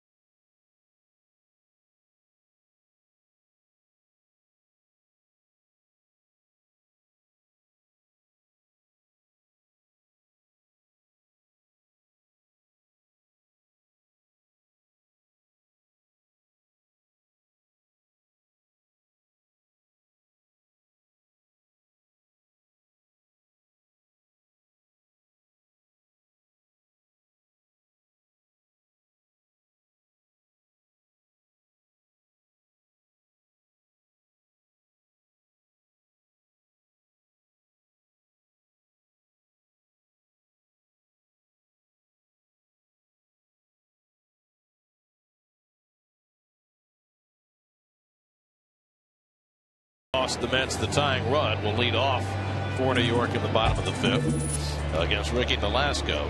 It'll be Shopik, Young, and Tejada for the Mets in the 5th. Want to pass along our thanks to a couple of guys who are working their final game of the season today. Our associate director Dan Barr, who is leaving us for the rest of the year to tie the knot. Tie the knot and honeymoon. Well, we wish Dan all the best on his nuptials, and we look forward to seeing pictures, since we weren't invited to the wedding.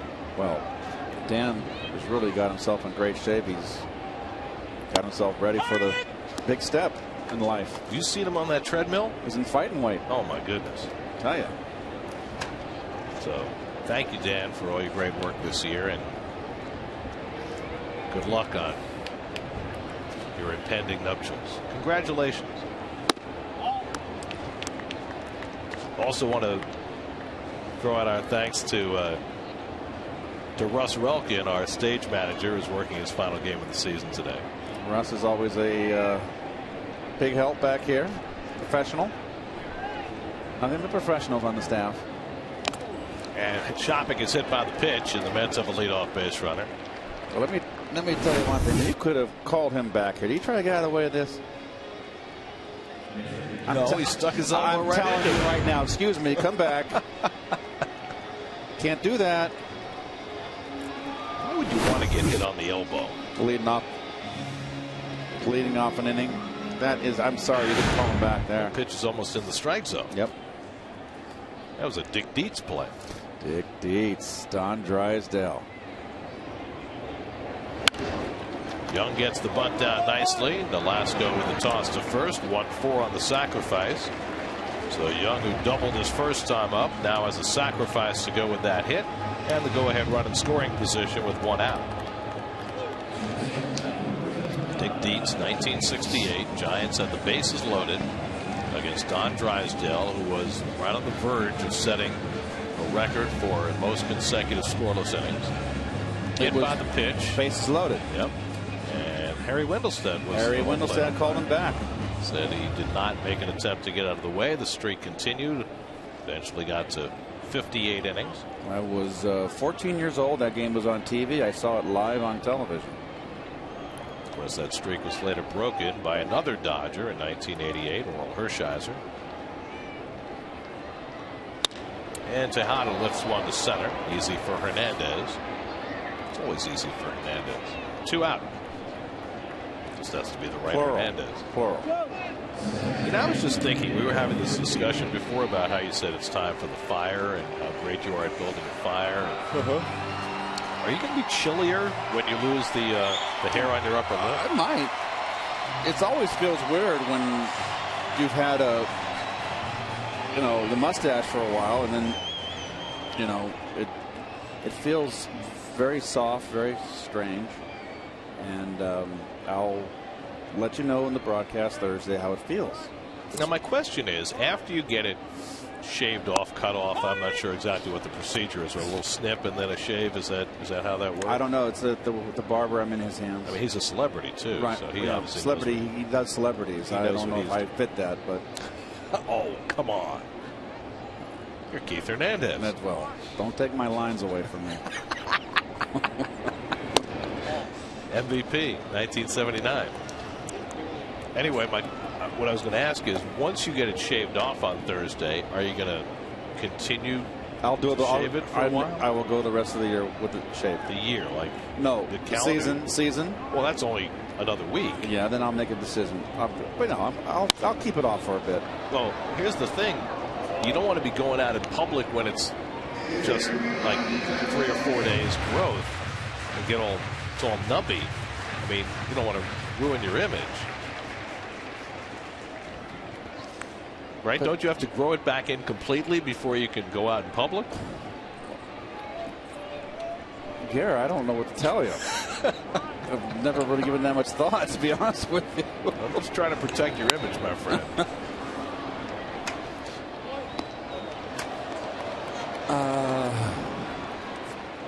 I could say something, but I won't. I won't go there because I've given my producer enough heart attacks over the years.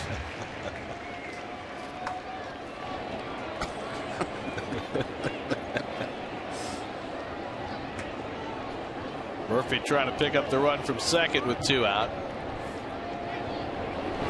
And Daniel takes the slider in the dirt, 2-2. Well, I wish you luck in your endeavor. And the great part about it is that it's all for charity. Yeah, it's just, come on. I'm only getting my mustache shaved, and it's $10,000 to the Jacqueline Hernandez Daycare Center and at Cobble Hill Healthcare Center in Brooklyn, so it's a good thing. Well, you say only, but not everybody gets their mustache shaved off in public. Well, I'm just going to sit there. It's going to be fairly important. I'm actually going to, I'm not doing the games Monday, Tuesday, Wednesday. Right, so I can kind of grow a little bit of a growth because I don't know. Mr. Gowdy, our boss, always wants us clean shaven in broadcasts. If we don't shave, especially with the HD TV, everything shows up today. You can't fool anybody, particularly Mr. Gowdy, and when he's watching the games. However, I'm going to have a little growth. I'm going to get a complete full shave. I don't know that scruffy is necessarily so bad. It worked for Don Johnson.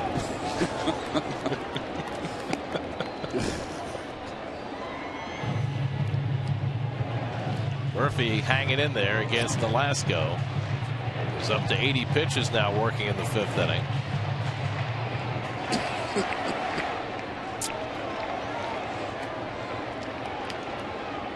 Shopping at second and 2 out. 8th pitch of the at-bat coming to Murphy. And the curveball hit to shortstop. Reyes had it played perfectly, and he throws out Murphy to end the inning. 5 in the books now at Citi Field. Mets and Marlins tied at 2.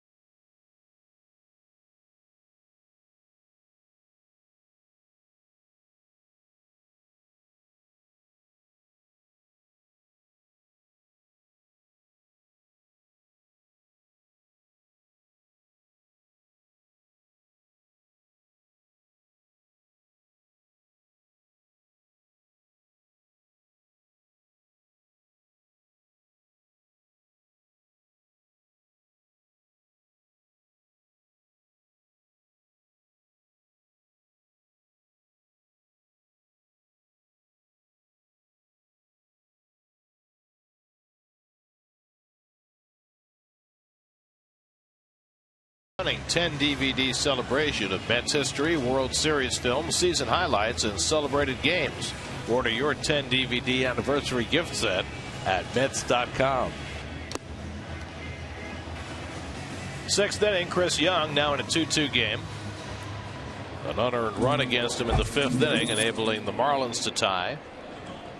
Carlos Lee's been up twice, struck out both times. Lee now 0 for 10 in this series. It'll be Lee, Dobbs, and Solano for the Marlins in the 6th. Well, remember when Chris Young came back, Gare, and we were talking, and you were concerned about the severity of his surgery, and we were asking each other how many starts Chris Young and how you think he'll last. Remember, we kind of made an estimate, and I said he'd give us 20 starts. Remember? Do you remember that? You're going to be right on. Jeez, he's got 8. This is his 19th. It's been remarkable, hasn't it? It has been. He's held together after a serious surgery.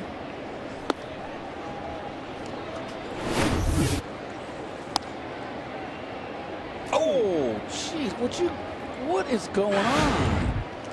That's a tough job. Come on, I'm back here trying to call the pitches. Don't be doing that.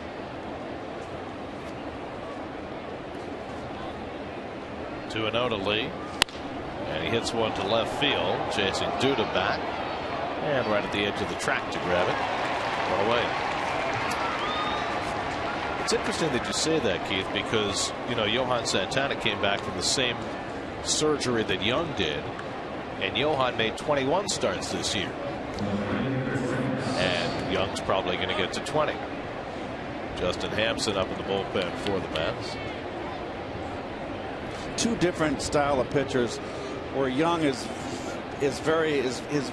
body works together. Is got an effortless motion.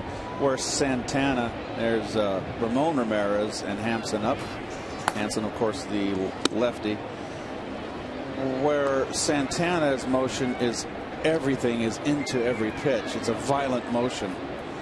A lot of exertion and torque.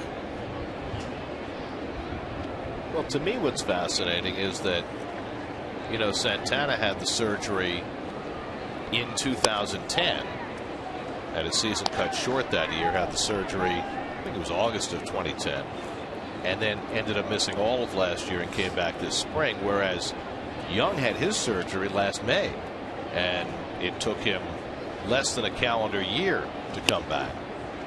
As Dobbs swings and misses 1 and 2. But I think what that shows is that anterior capsule surgery is still a mystery.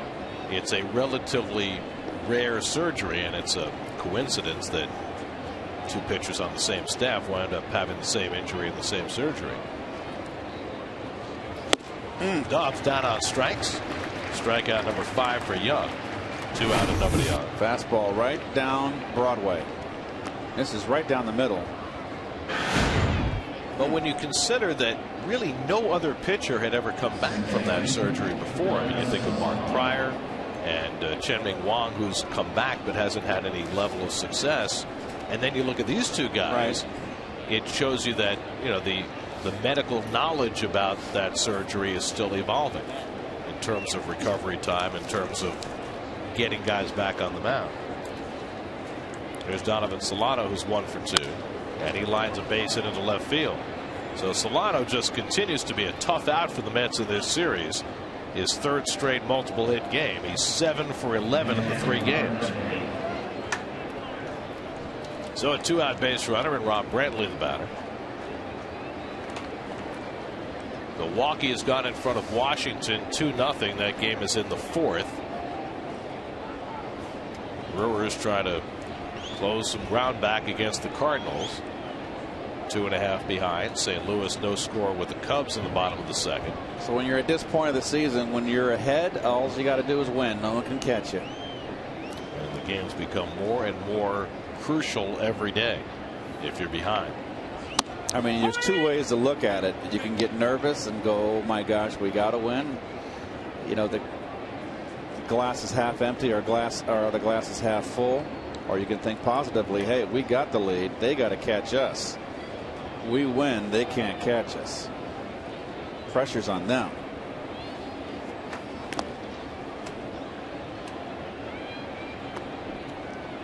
Remember when the Mets were in that equation? Playing from ahead. And it was the Marlins on the last day of the season who knocked them out 2 years in a row. Yep.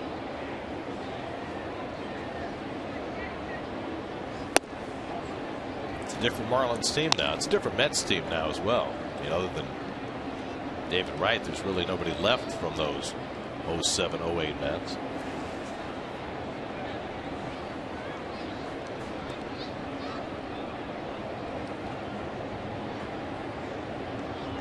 Santana, I guess, would be the other one. He was here in 08. That's when we had breaking ball by Young 1 and 2. The 1 year we had the big beef. Remember, was the catcher for the Marlins that went after Miguel Oliva went after Reyes. Wound up Sandy Alomar. Sandy Alomar got in the middle of that and got hit. 70 plus year old. 72 was he? 71 Sandy then? He knew how to take a hit.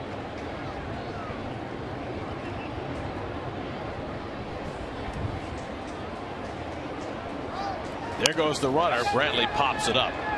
And Tejada flips the glasses down and calls. And that retires the side. So Young works around a 2-out hit, sending us to the bottom of the 6th. David Wright to lead off in a 2-2 game.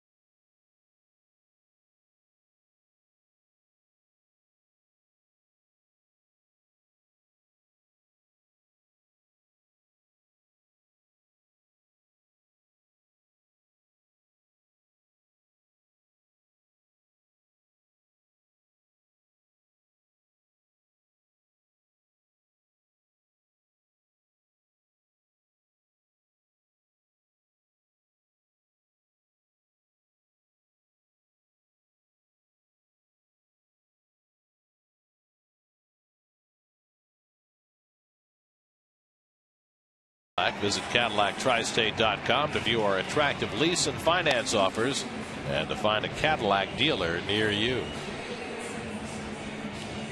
David Wright delivered the keynote today with a 2-run homer in the first inning, his 19th of the year. Mets have not scored since.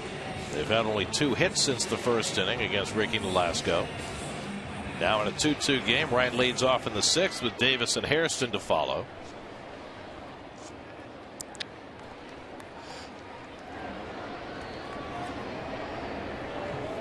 Right now with 84 runs batted in, he's regained the club lead in RBIs by 1 over Ike Davis for the moment. And the first pitch curveball for a strike, same way Nolasco went after him in his last at bat when he got him to ground to short.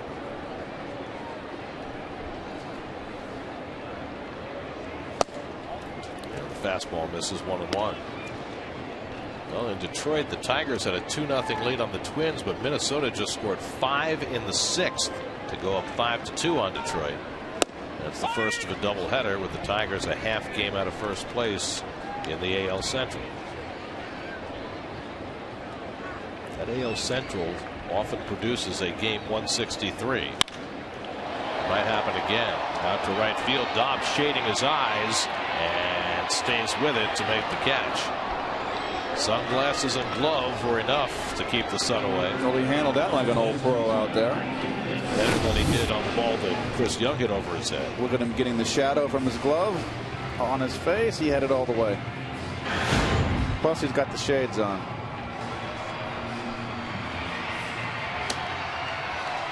So 1 out and nobody on. Now Ike Davis, who struck out looking in the first and grounded out to first base in the 4th.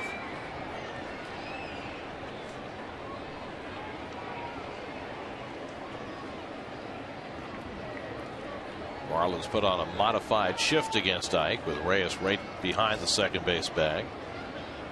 And the curveball in for a strike. All of a sudden, Nolasco is getting the curveball. I remember earlier, Gary, and all you kids, if you were paying attention to me, you college kids out there and high school kids, he was getting his curveball down the dirt early. Well, now he's found the range. So that's the old adage, you know, the good pitchers, you get them early. Don't let them get their groove. Ever since the first inning, the 2-run homer to Wright, Nolasco has only given up 2 hits and cruising. Those kids, by the way, have no choice but to pay attention to you. That's right. I'm not here just to talk for no reason. I got to be listened to. You have an audience. Right in the palm of your hand. Yeah, right. 1-2 from Nolasco, and the breaking ball. Ike tries to lay off, but he went around for strike 3. Oh, Tim boy. Welke with the call, and Davis is down on strikes, the 4th for Nolasco. I don't know if he swung here. Let's see. Oh, come on. Please. Well, we've talked about it a lot the last few years. The parameters of the check swing have changed in the last decade. Hitter does not any longer get any benefit of the doubt. There's no way that's a swing. I'm sorry. That. Tim Welke, on the other hand, Concur. he begs to differ. Get you a long way. Scott Hairston drills one to left, but right at Peterson, and that retires the side. 1-2-3 go the Mets in the bottom of the 6th. That sends us on to the 7th. Mets and Marlins tied at 2.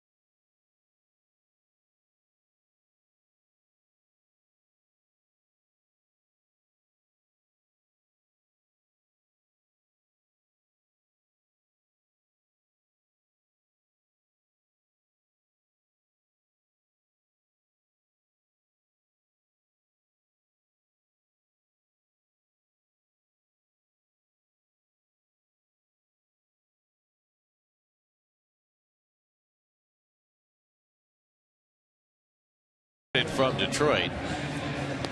You know, it's always a perfect day at the ballpark when you've got cerulean blue skies. Oh, excellent terminology. Here's the Acela Club right over the Geico sign. Look at those skies. I mean, you cannot have a better blue. It's beautiful. It's almost like it's painted. You don't have the summer clouds anymore. They're more for that wintry, fallish. It's just a beautiful day. You know, that color, that's Columbia blue. North Carolina too. You at the St. Coast, North Carolina, They right? stole it from us. That's Ramon Ramirez comes on in relief of Chris Young as we go to the 7th. Well, it hasn't been the year that the Mets expected from Ramon. Acquired from the Giants. He's a free agent next year. Don't know if he'll be back. Gil Velasquez leads off for the Marlins in the 7th. Had a bloop single and scored the tying run in the 5th. So Chris Young went 6 innings. He allowed 2 runs, only 1 of them earned on 5 hits, walked 2 and struck out 5, and no decision for Young, which means that Chris has now had 9 career starts for the Mets at Citi Field and still does not have a win in this ballpark. Out to left center field. And who's going to call? Duda at the last moment makes the catch. A little bit of uncertainty there, but 1 out.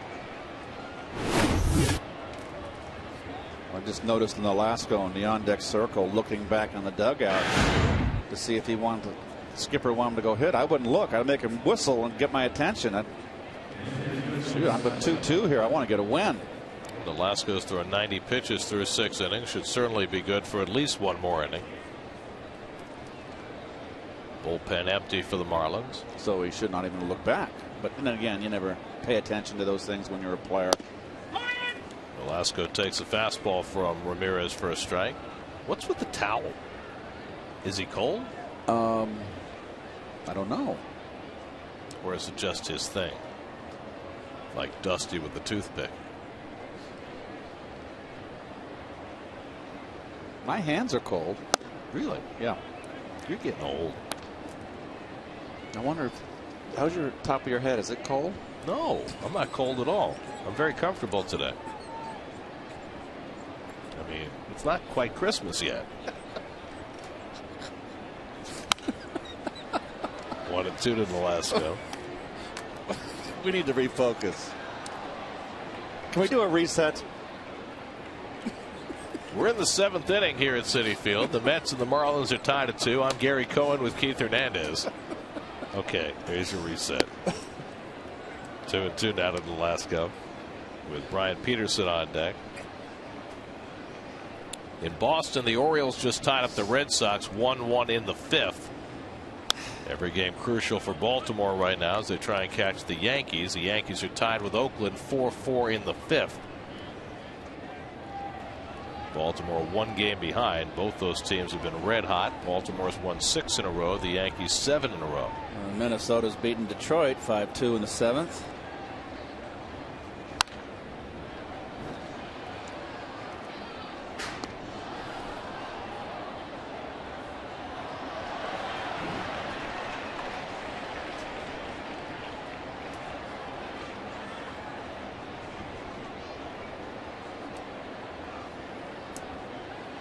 This will be the 7th pitch of the at bat from Ramirez to Nolasco. And it's wide for ball 3. So Nolasco wasn't sure if he was going to hit. He's spending a lot of time doing just that.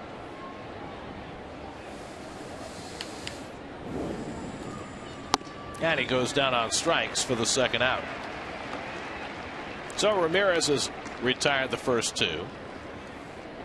And now to the top of the batting order for Brian Peterson, who drove in the first Marlins run with a sacrifice fly in the 5th. Miami got both their runs in the 5th against Chris Young. The first on the sac fly by Peterson, the second on a throwing error by Kelly Shopping. Young finishes the day with a season earned run average of 4.21. Today was his last home start of the season, so his last chance to get a win for the Mets this year at Citi Field. And as Keith mentioned earlier, they're only two pitchers in Mets history who've had, besides Young now, who've had 8 or more home starts in a season without getting a win. Craig Anderson for the '62 Mets at the Polo Grounds, and Anthony Young at Shea in '93. And now Chris Young joins that company. Nonetheless, you'd have to say that as Chris heads into what might be his final start of the season, it has been a very successful comeback year for him. There's a strike, 2-1 to Peterson. And certainly a better start for Chris today than his last one against the Marlins here at Citi Field, that 13-0 debacle. Do you remember that game when we sat up in the Pepsi porch? Yes. And Reyes led off the game with a home run and nearly took out a fan in the front row? There's a fly ball deep to right. Hairston shading his eyes, back on the track at the wall, leaps to make the catch, battling it all the way. Hairston up against the fence. Fine play by Scott to rob Brian Peterson and retire the side.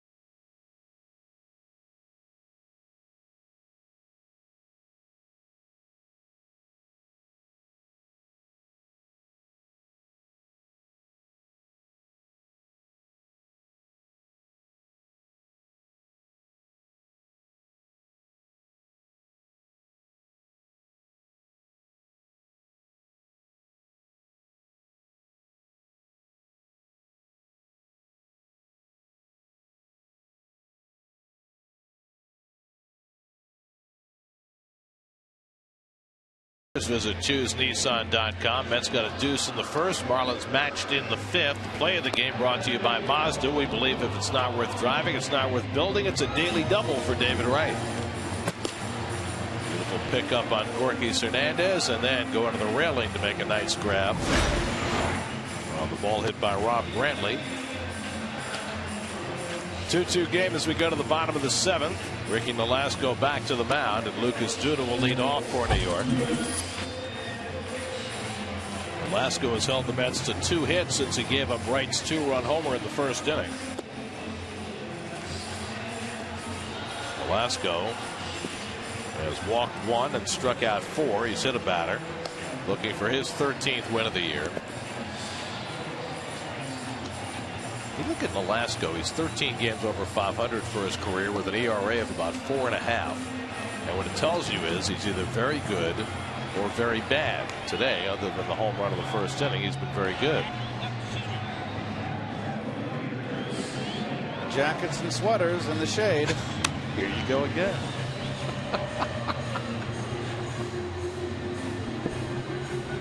Are you going to shovel snow when you get home? No. Dude has been on base twice today, a bloop single and a walk. In fact, he's been on base 5 of 6 plate appearances in this series.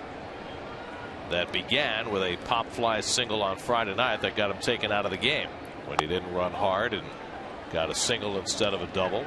Lesson learned, and Dude has been right back in there the next 2 days.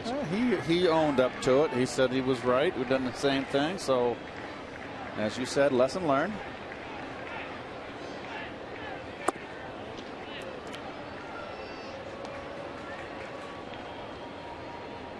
Andres Torres on deck, then Kelly Shopik here in the bottom of the 7th.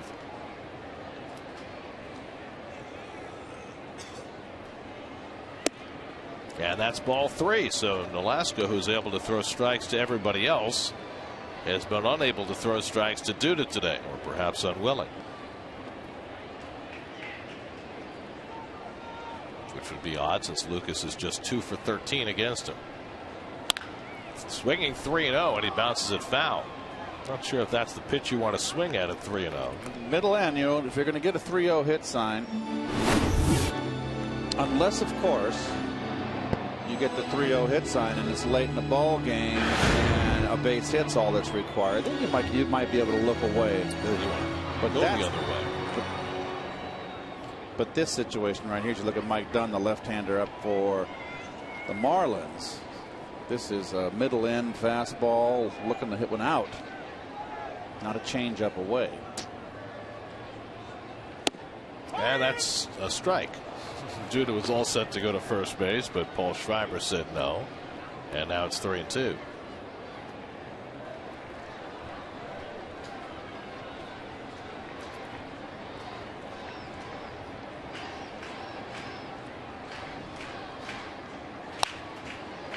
Duda gets jammed and fouls it off. The Twins have added a run. They lead the Tigers 6-2 in the 7th. That's a doubleheader in Detroit today. White Sox soon to start in Anaheim, carrying a half-game lead over Detroit.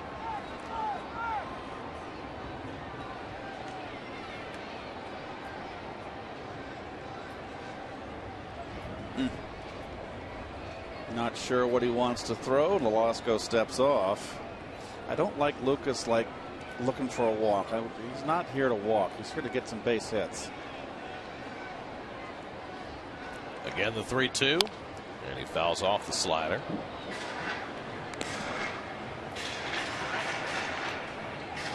Well, happy birthday. Isn't it Bruce Springsteen's birthday today? It's Renee's birthday today. Well, happy birthday. Renee is going to have to stop by and give her my birthday wishes. Did you bake her a cake? No, I didn't. She's actually working today over at can't think of the name of it. Anyway, doesn't matter. Claudio's out on in Greenport. There's the action on the party deck, where it's always somebody's birthday. 9th pitch of the at bat, and Duda hits it in the air to deep center field. Back goes Hernandez, and he's got room in front of the warning track and puts it away. Hernandez has played a nice little center field since it is 3-game series. And Velasquez has played a wonderful third base. He knows what he's doing out there.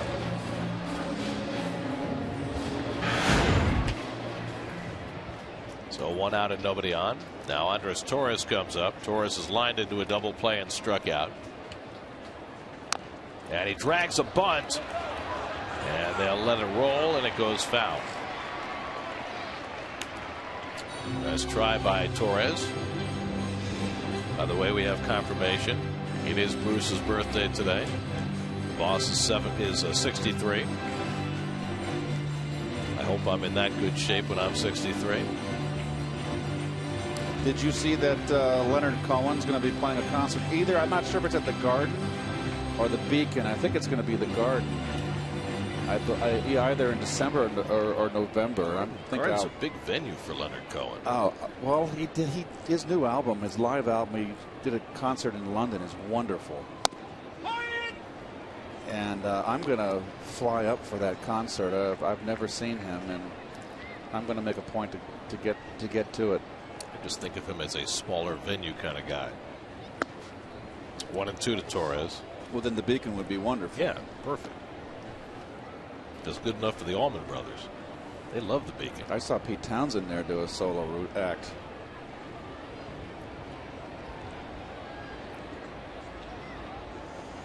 Did he break anything? He fell down, actually. Torres pops it up to shallow right. Dobbs again shading his eyes, having trouble, and it drops in. Torres racing for second, and he's in standing with a double. Well, right field has been a problem all day. The sun right in the outfielder's eyes. They're battling wind out there as well. Dobbs has done a great job last inning on Wright's fly ball, but this one never found it. He never saw it. He knew it was in shallow, but. And Torres hustling. We know one thing about Torres. He hustles. He runs everything out. I'll give him that much credit.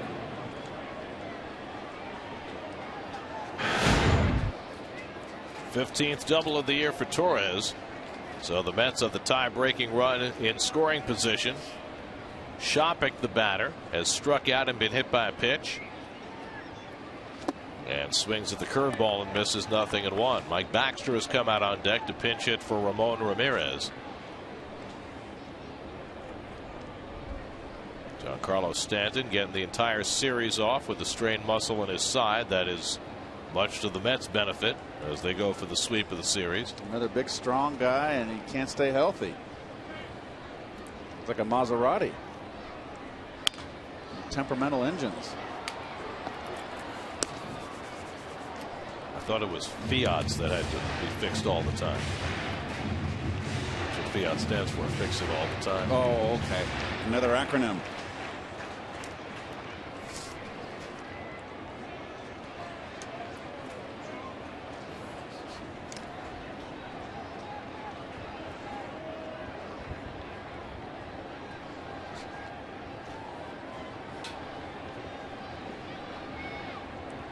Velasco up to 105 pitches. Ahead of the count on Shopik, 0-2. And it's in the dirt and scoots far enough away for Torres to break, and he makes it safely. Good base running by Torres, and now the go-ahead run at third. And they're going to have to bring the infield in here. And Torres, nice lead by Torres. Nicely read. The slightest bit of hesitation, he would have been thrown out. Infield in. Wild pitch charge to Nolasco. Now Nolasco needing a strikeout, ahead on Shopik, 1-2.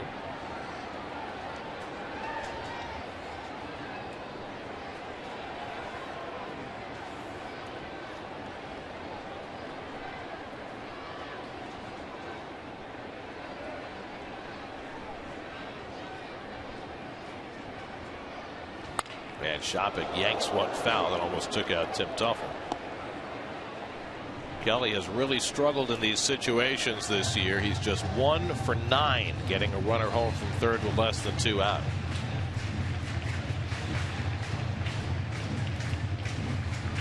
Doesn't take a very deep fly ball to get Torres in with his speed. It's had a 2-0 lead. Marlins tied it. Mets trying to go back in front here in the 7th. Now the 1-2, and the curveball struck him out. So Shopik unable to get the run in. 5 strikeouts for Nolasco, and that's a big one. No, hanging curveball too. Foul just swung right through it.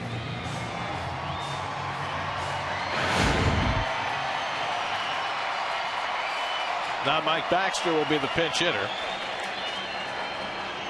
Baxter played in the opening game of the series coming off the bench and was on base 3 times in a row with 2 hits and a walk. And they are apparently going to walk him intentionally. No one's paying attention. He's like going, geez. Complacency setting in. So Baxter will get the intentional pass. They'd rather pitch to the right-hand batter Tejada. They had the lefty done up earlier, but rather than make the pitching change, they'll go about it this way. Well, I agree with this. Tejada, he got a nice day yesterday. Well, Tejada only had one hit. Yeah, Rubens had one hard hit ball today. He was robbed of a hit by Gil Velasquez. A nice backhand play at third. And there's ball 4, and Baxter's on.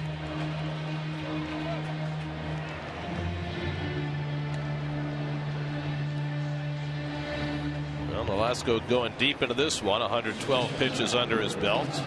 And he'll get at least one more batter with Tejada coming up. Rubens 0 for 3 today. 2 for 11 in this series.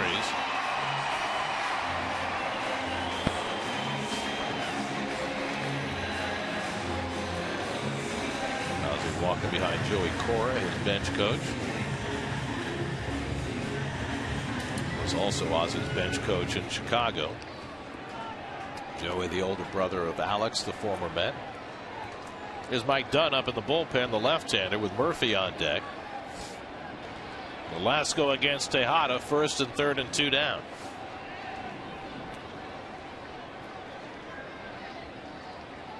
And Ruben takes it wide for ball 1. So if you're Nolasco, you know if you lose Tejada, you're out of the Wago. And the left-hander will come in to face Murphy. So all the more reason to bear down here and get the out if you want to stay in this game and get a W. It could be a Larry if you give up a base hit. Tejada fouls off the curveball, and it's 1-1.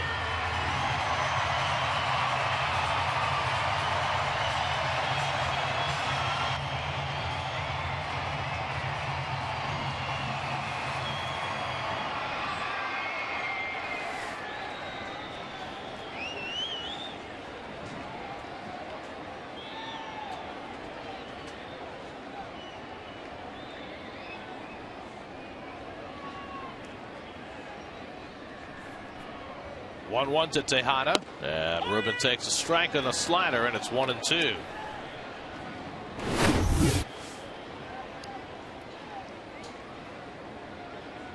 Brantley holding it nicely for Paul Schreiber to call. So now Tejada has to fight out of a hole. Velasquez thrown as many as 121 pitches in a game this year, at 115 now. 1-2. Curveball blooped in the air, shallow right field, but Dobbs is there. Oh, this time wins his battle with the sun and keeps the game tied. Dobbs, who let one fall in for Torres, was equal to the task of keeping the sunshine out of his eyes and just held on to end the inning.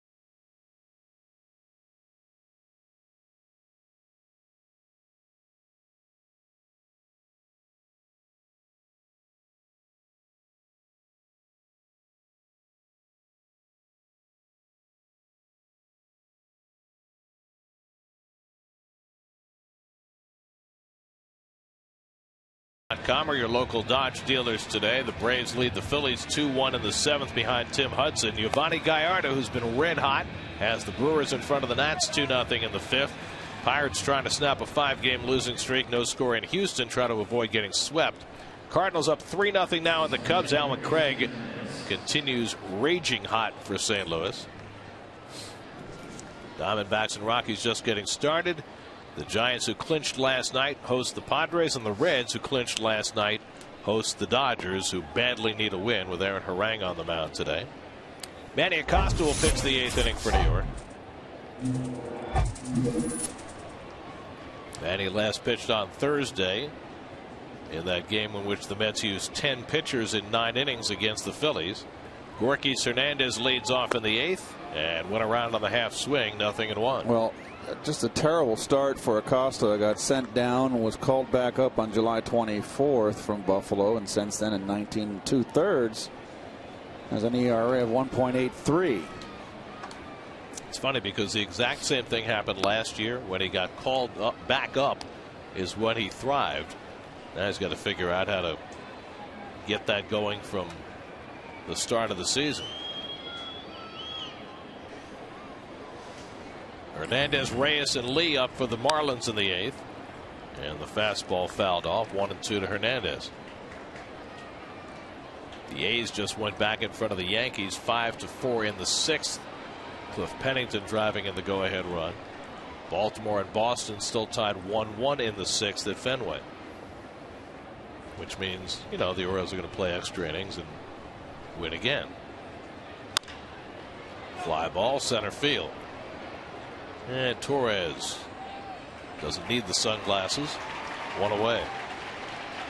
The way the ballpark is configured here at Citi Field, it's turned a little bit differently than Shea Stadium was, and so the sun sets not right behind the plate, but behind the third base stand. And you can see that right field is by far the worst sun field. And it used to be the center field, used to be the sun field. Right. I mean, Shea, the shadows came directly from behind home plate. It was configured east to west, and so the sun came right over the top of the stadium behind the plate. Different here. And we've seen it with Dobbs today and with Hairston as well in right field. It's a real battle for that right fielder on these kinds of sunny days. Reyes takes it high, and Acosta behind 2-0. Jose is 0 for 2 and a walk today.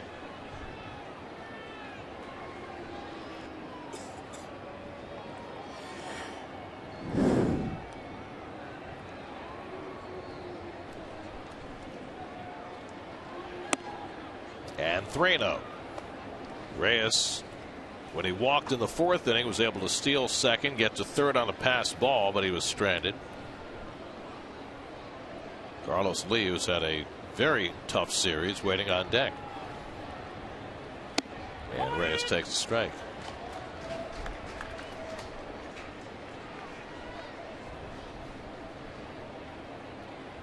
The Marlins 2 runs, 5 hits. The Mets 2 runs, 5 hits.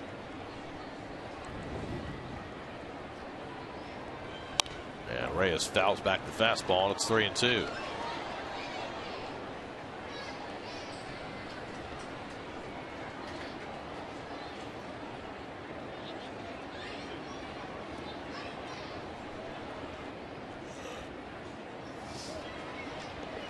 Heath Bell up alongside Mike Dunn now in the Miami bullpen.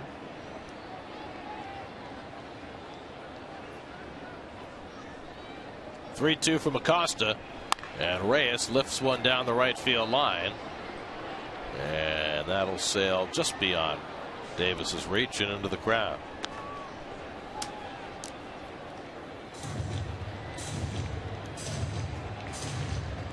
Chris Young went 6 innings, allowed 2 runs, only 1 earned on 5 hits. Ramon Ramirez worked a 1-2-3 7th with help from Scott Hairston, who made a leaping grab on Brian Peterson's fly ball against the fence. Justin Hampson up again in the Mets bullpen with Dobbs, a left-hand hitter, 2 batters away. 3-2 to Reyes. Breaking ball foul.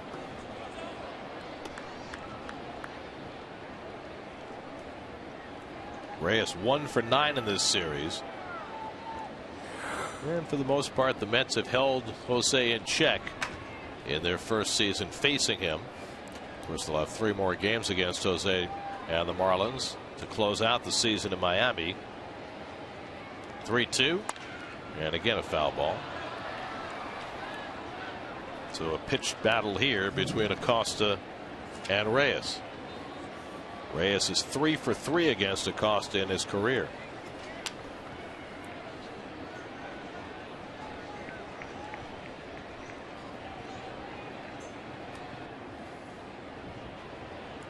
This will be the 9th pitch of the at bat.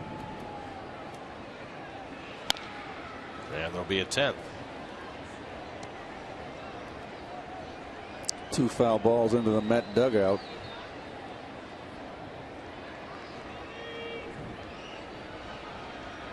So Acosta expending energy here, trying to get his old teammate out.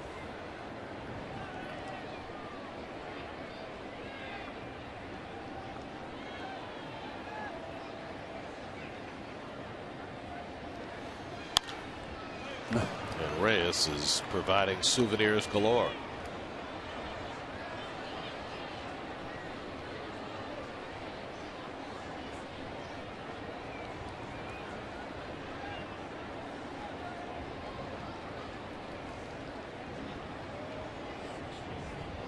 Acosta coming to the stretch in that Mariano Rivera style.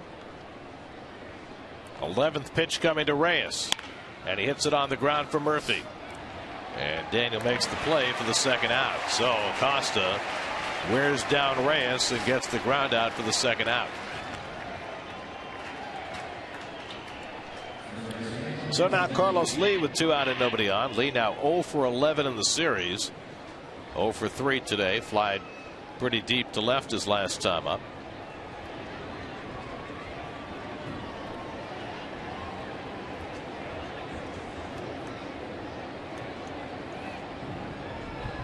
Shadows growing. There's a nice breaking ball for a strike. And they're slowly creeping up that third base line too, getting closer to the fair territory.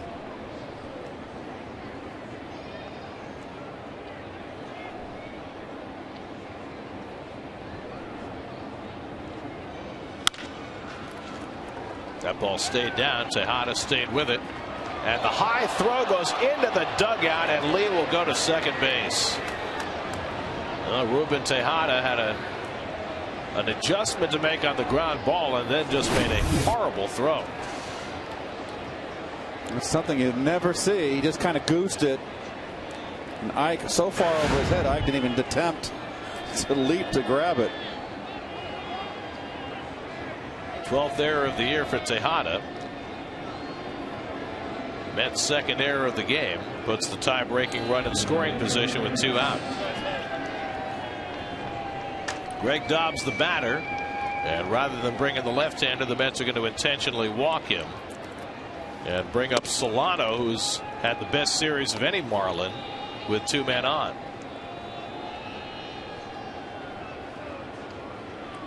Terry had Justin Hampson up in the bullpen, but rather than using him here, he'll keep Acosta in to face Solano, presumably. Solano been swinging a hot bat. Only 7 for 11 in this series. But you got to play the percentages here. A veteran hitter in Dobbs. Well, your option was to bring in Hampson to face Dobbs. But the Mets go the other way, and Acosta will get the assignment against Solano. Miami 1 for 6 with runners in scoring position today. And Hampson scratching his head and saying to himself, well, why'd they get me up? There is a left-hand hitter on deck in Rob Brantley, so if Solano gets on, then perhaps Hampson would be called upon. Solano 2 for 3 today, has multiple hits in each of the 3 games of the series. And the rookie takes a strike, 0-1. Well, you know, you're always going to make a rookie beat you as opposed to a veteran in a late in the game and an RBI situation with the game in the balance. Solano with his 2 hits today, up to 292 on the year. 24 runs driven in. And he pops it up. Who's going to take it? Torres takes charge. Side retired. An error and 2 men left on. We go to the bottom of the 8th at Citi Field. Mets and Marlins tied up.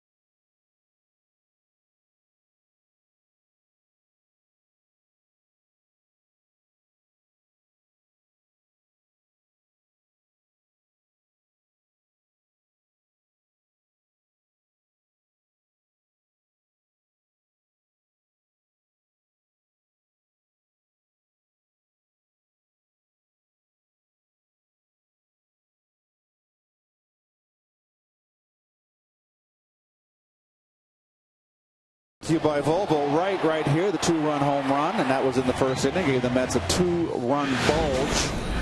But the Marlins take advantage of a throwing error by Shopik. They get 2 back to tie the ball game in the 5th, and that's where we're at here in the bottom of the 8th. And this video recap is brought to you by Volvo. That was brilliantly done. Thank you. Hard throwing lefty Mike Dunn comes on to pitch for the Marlins. Well, Dunn has been a big trade with Atlanta, and he has had issues with his control. He's a hard thrower, and they just haven't got the confidence to bring him in the tight situations with men on base because he just hasn't been able to find the plate. You see, he's fit as a fiddle. Throws really hard, but he's just got to throw more strikes. It'll be Murphy right and Davis up for the Mets in the bottom of the 8th inning. Ricky Nolasco out of the game after 7, allowed 2 runs and 5 hits, walked 2, 1 intentional, struck out 5 at a wild pitch, and gave up the first inning home run to Wright, which was all he allowed today. Murphy had a double in front of that Wright home run in the first. Murph is 1 for 3 on the day, and now facing the left-hander Dunn, and takes a fastball for a strike.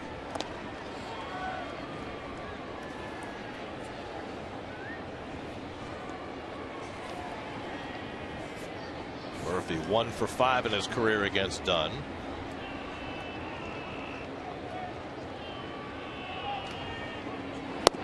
And the slider off the plate, a ball and a strike.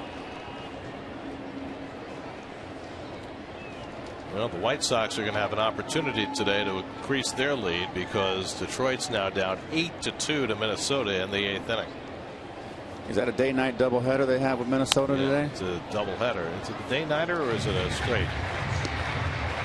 It is a day-night, you're right. Day-night, yeah. Why on a Sunday would you have a day-night? It's a good question. I mean, they had the rain out Friday night, and if they have the night game, that means they can't televise it. So that's odd.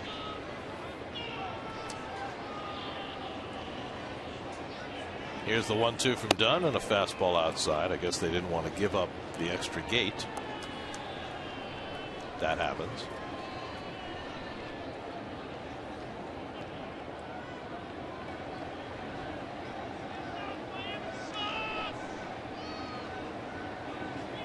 And Murphy watches wide, and now a full count. The Nats broke through against Giovanni Gallardo. It's now Milwaukee 2, Washington 1. They're in the 5th. Crucial game for the Brewers. Trying to catch the Cardinals, who lead 3-1 in Chicago in the 4th. Swing and a miss, and done with the fastball. Strikes out Murphy. 1 away.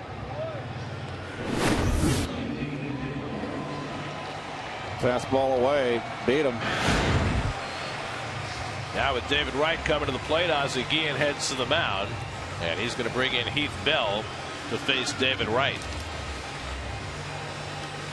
So Dunn faces one batter, strikes out Murphy, and now Bell coming on to face Wright. The call to the bullpen brought to you by Verizon. Introducing Verizon Fios Quantum Speed. Internet twice as fast as anything America has ever seen.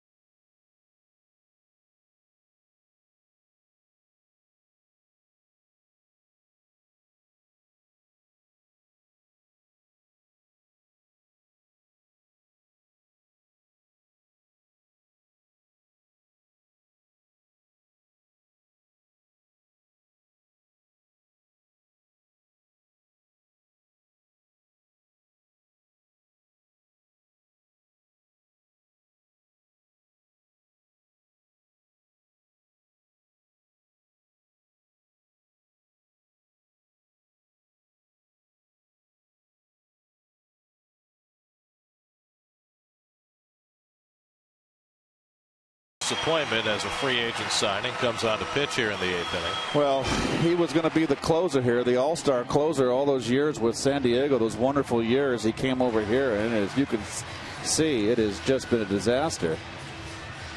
Comes in to face David Wright, who's responsible for the 2 Met runs, a home run back in the 1st inning. David is 3 for 8 against Bell with a home run.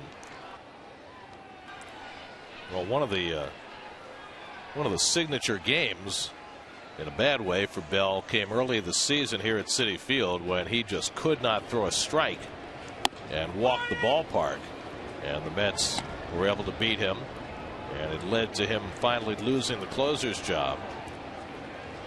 Now just trying to put together a respectable second half, and he has been better since the All-Star break with lightened responsibilities. Well, the funny thing about it was, if you recall, down the right field line, it's foul. He threw all the curveballs in the dirt and couldn't find the plate with his curveball and was wild with the curve in the dirt. And he said after the game, the scouting report said that the Mets were free swingers when the Mets were anything but that in the first half. But one of the more patient clubs at the plate. Yeah, and unfortunately, that's become a pattern with Bell. He's a guy who seems to blame everybody but himself for his troubles. It's going to be interesting to see if the Marlins even bring him back next year or try and deal him elsewhere. But, you know, the way the performance of relief pitchers goes, there's every chance that Bell will bounce back and have a good year next year. Exactly. So they might well decide to give him a second chance, hang on to him, and hope that he thrives next year.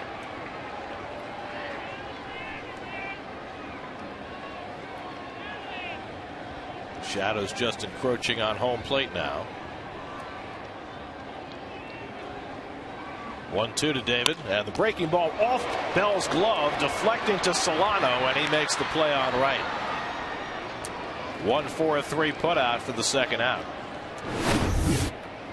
Well, Solano was playing David up the middle,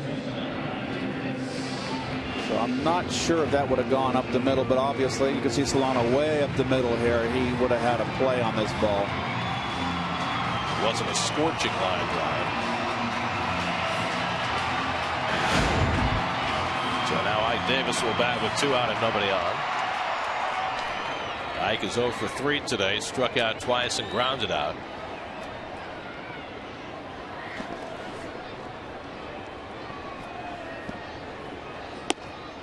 Bell works him up and away for ball 1. Well, we always see the shift on Ike, and I recall last year when Ike came up and had success, they couldn't do this. He used a lot of left center field, but he's pulled a lot this year, been out in front.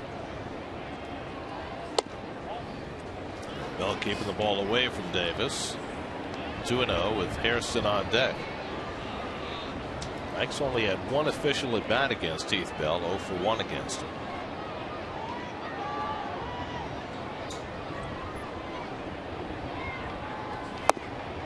And that's down for ball 3. Well, Duda was swinging 3-0 in the last inning. See if Ike's swinging 3-0 here. If anybody's going to get the green light, you'd figure it would be Davis. And he swings and fouls it off.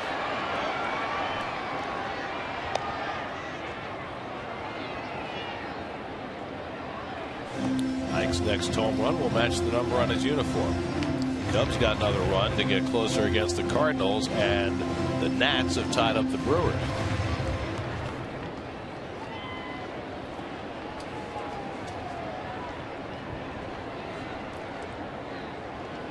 Now it's 3-1 to Davis. And that grounds one into the shift. Solano on the outfield grass. It comes up for him, and he throws out Davis to end the inning.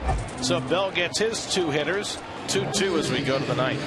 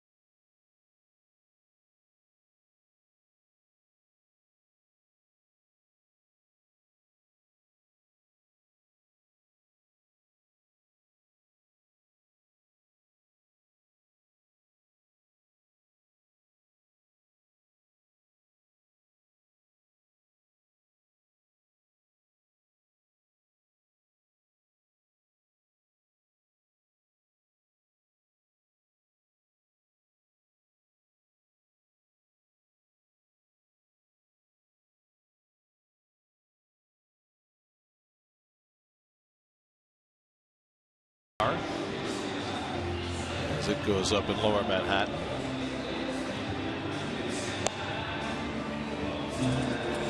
Well, this is normally a spot where you bring in your closer. 2-2 in the 9th at home, but Frank Francisco is still out with his barking elbow, and he may be shut down for the year and still up in the air. But Bobby Parnell will pitch the top of the 9th. Well, Parnell pitched the first game of this series, did a nice job in relief for Jonathan Neese. Well, inning and 2/3, no hits, no runs.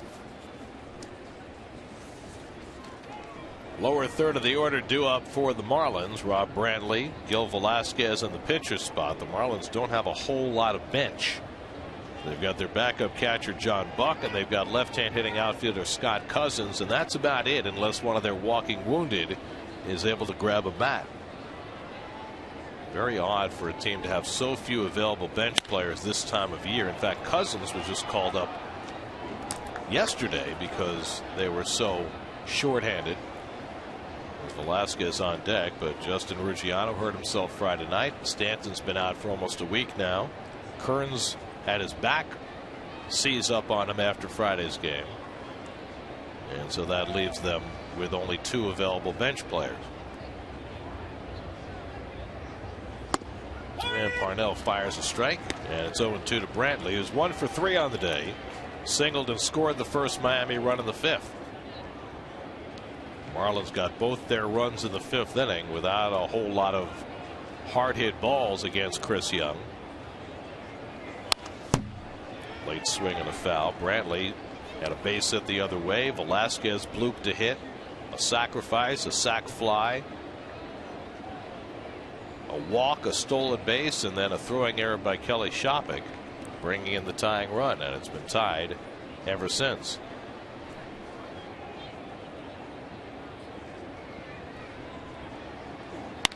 And Brantley hits a comebacker. Parnell with the toss, one away.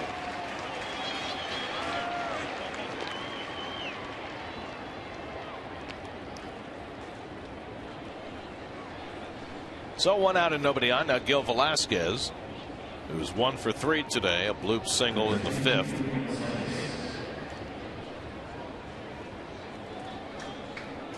Velasquez 5 for 10 in this series. 32-year-old rookie trying to make an impression, perhaps win a job as a bench player for the Marlins next year.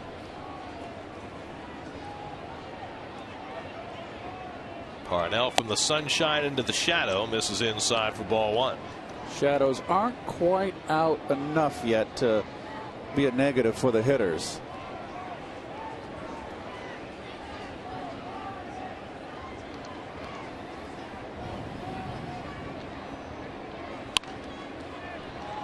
Ball and a strike to Velasquez. Scott Cousins has come out on deck to be the pinch hitter for the Marlins.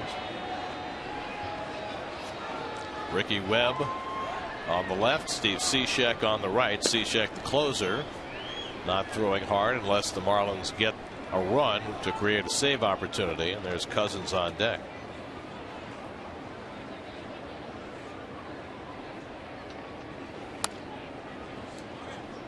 Two and 1 to Velasquez.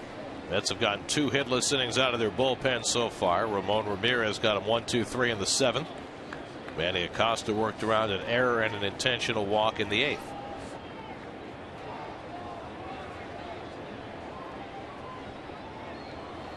Now Velasquez pulls one foul, and it's 2 and 2.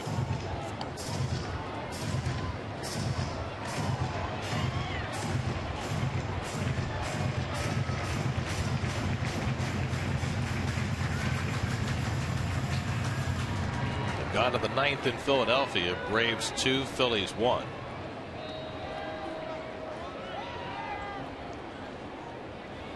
Braves still hoping to take a shot at the Nats for the division title, but that's a long shot.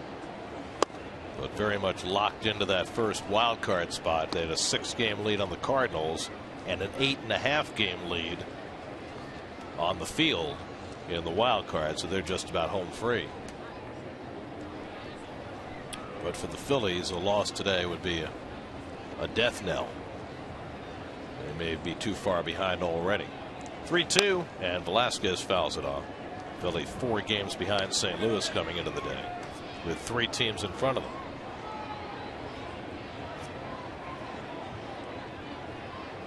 Cardinals still lead 3-2 in Chicago. That game's now in the 5th.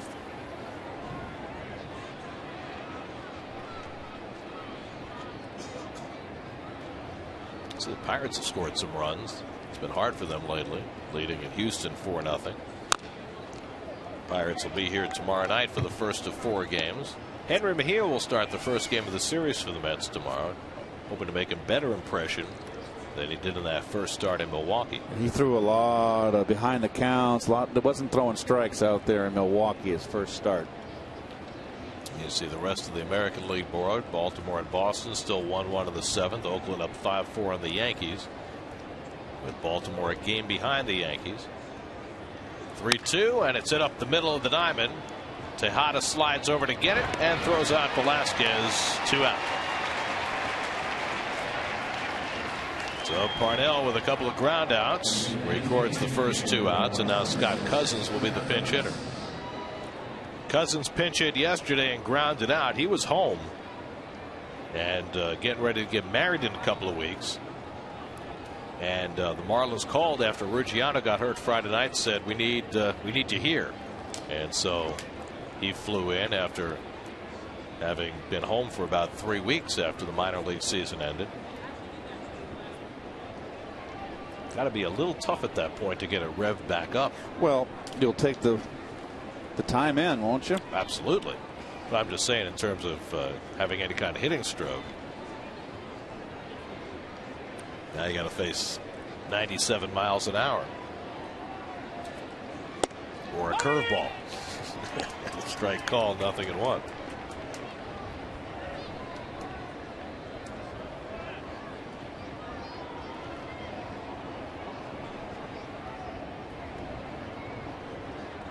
And Cousins tops one foul, and quickly Parnell ahead 0-2. In the bottom of the 9th, the Mets will have Hairston, Duda, and Torres due up. Dunn and Bell combined to pitch the bottom of the 8th. We'll see who Ozzie goes to for the bottom of the 9th. Parnell's 0-2, and he gets him swinging.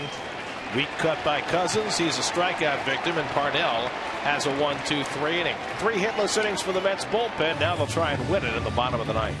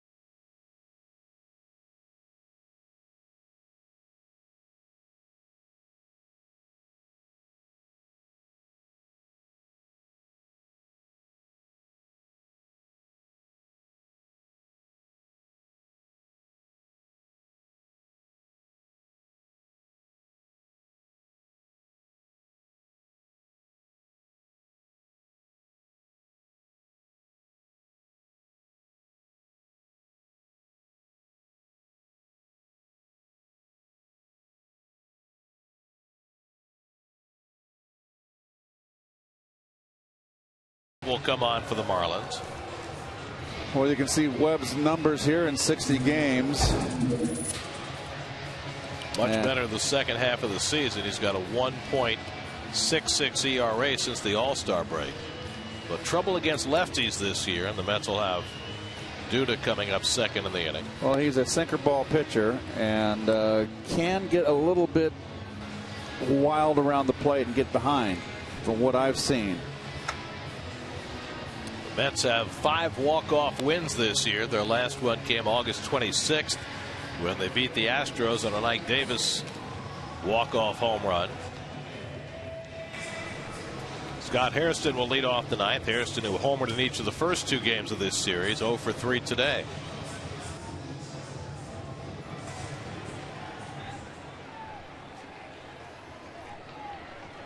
It'll be Hairston, Duda, and Torres for the Mets in the last of the ninth. Each team with 2 runs and 5 hits.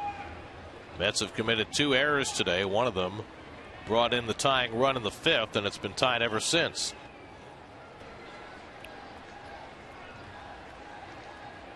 And Webb ready to work, and a fastball strike to Hairston. Ricky Nolasco went 7, allowed 2 runs, 5 hits. Mike Dunn and Heath Bell combined for a 1-2-3-8, and now Ryan Webb working the 9th. I'm told no relation to Bill. Thank goodness. He is, however, related to Hank. Right. A former Met. It's his dad. Webbs. They're everywhere. Well, there's a Webb at Gettysburg too, on the Union side. A General Webb. There's a monument to him. Up the middle, and Hairston's got a leadoff base hit. So the Mets get the potential winning run aboard to start the ninth. Well, the Mets looking to get something going here, get a walk-off win. It would give them a 3.5 game lead over the Marlins. The battle to stay out of last place. With 10 left to play. Well, Duda, a single, a walk, and a deep fly ball to center field today, and you certainly wouldn't expect him to be bunted. Third baseman Velasquez, though, at the edge of the grass just in case.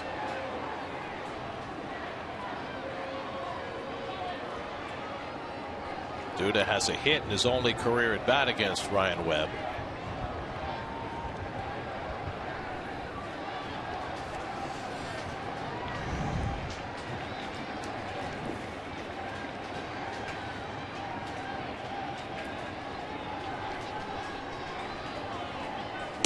And Duda takes a high strike, 0-1.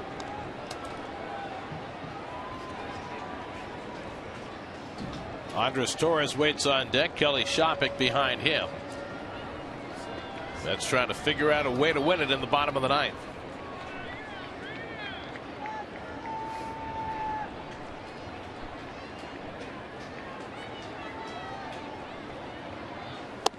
And Duda takes the off-speed pitch away. A ball and a strike.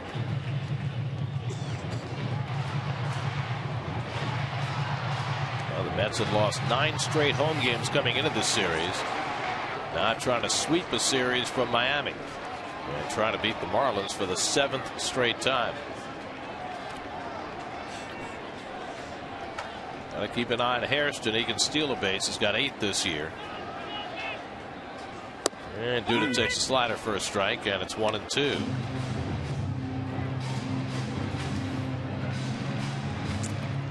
Webb's thrown up in the kitchen sink. Fastball, change-up, slider. Now ahead in the count, 1-2.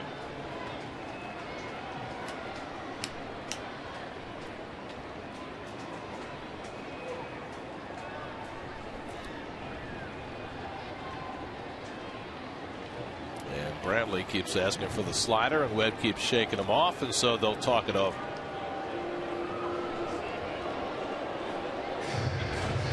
Philadelphia, they've gone to the bottom of the 9th. Craig Kimbrell on to try and save it with the Braves leading the Phillies 2-1. Trying to bury the Phillies once and for all.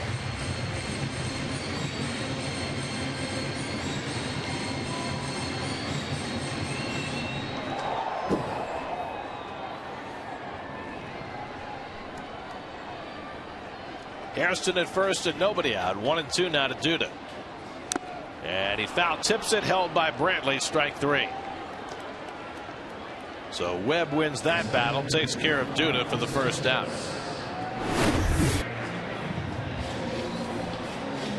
Slider down out of the strike zone. And he took the first pitch fastball, was the pitch to hit. So now Torres, who had a sun-aided double his last time up, 1 for 3 on the day. Hairston at first and 1 out. And it goes to the backstop, and Hairston goes to second.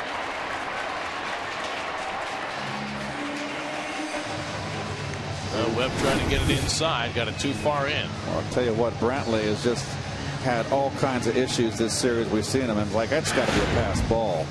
That's box it and send me a dozen. And it is a pass ball. Jeez. He's just been brutal back there. It's his second pass ball of the series. Now the winning run at second base with one out. 1-0 the count to Torres. And Andres fouls it off. A ball and a strike. Danny Valdespin has come out on deck to bat for Kelly Shopping.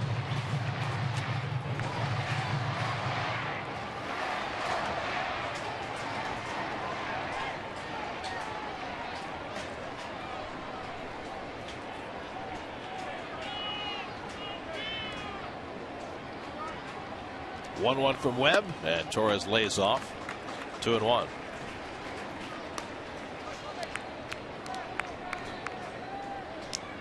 Webb spent some time in the minor leagues right after the All-Star break. Had an awful first half this year. A much better second half. But a leadoff hit to Hairston. Now a pass ball has put the winning run in scoring position with one out. Reyes keeping an eye on Hairston out at second. And Torres takes ball 3. That didn't miss by much. Little backdoor slider. May have curved around the plate. Paul Schreiber, the home plate umpire. Now it's 3-1 to Torres with Valdespin on deck to pinch hit.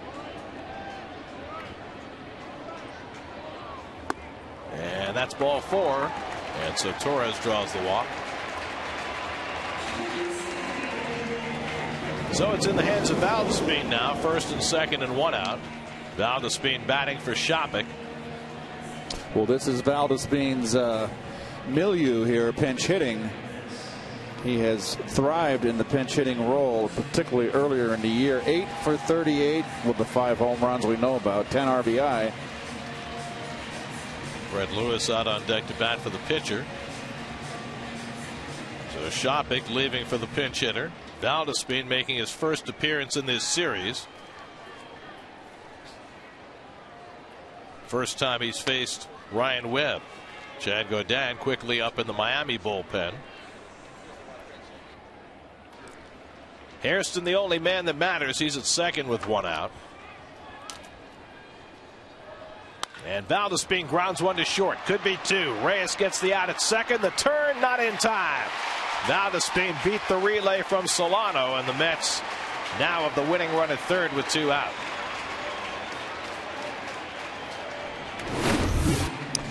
Well, Valdespin runs well enough here. Kind of swings down and chops the ball to short.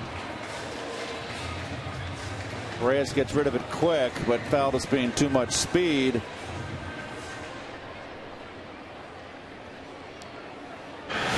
So now a chance for Fred Lewis to play hero. Lewis has started the opening game of the series on Friday night and went 0 for 3. 2 for 13 since coming up as a September call-up after being Buffalo's MVP this year in the International League. Bats here with the winning run at third and 2 out.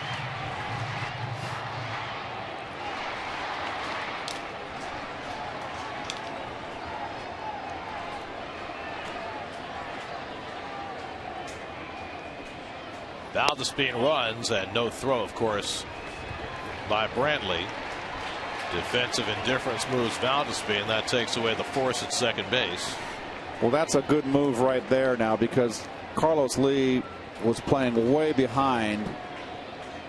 And now they're going to walk Lewis intentionally and instead take on Tejada, the right-hand batter.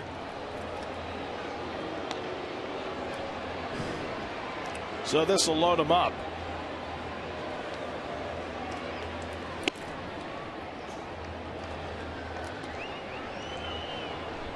Final score in Detroit, Minnesota beat the Tigers 10-4. So for the moment, the White Sox have a 1-game lead on Detroit. White Sox and Angels, no score in the second, and the Tigers have another game tonight. So now it's left to Tejada. Second time today that a hitter has been intentionally walked in front of Tejada. Baxter was intentionally walked in the 7th, and Tejada flied out to end the inning. And now Ruben, who's 0 for 4 on the day, gets a crack at ending this game with the bases loaded and 2 down.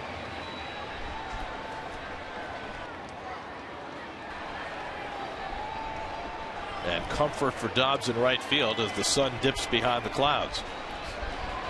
Comfort perhaps for the hitter as well.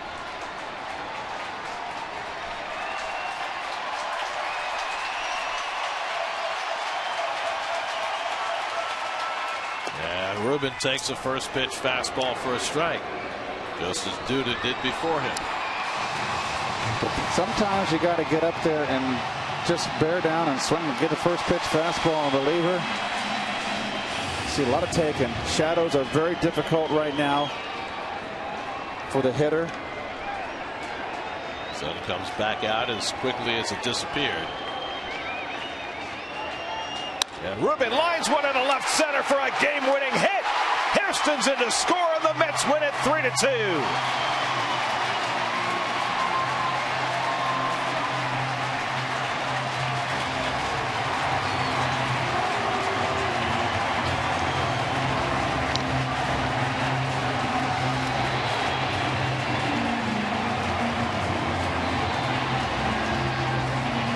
Second game-winning walk-off hit for Ruben Tejada. He had one in 2010.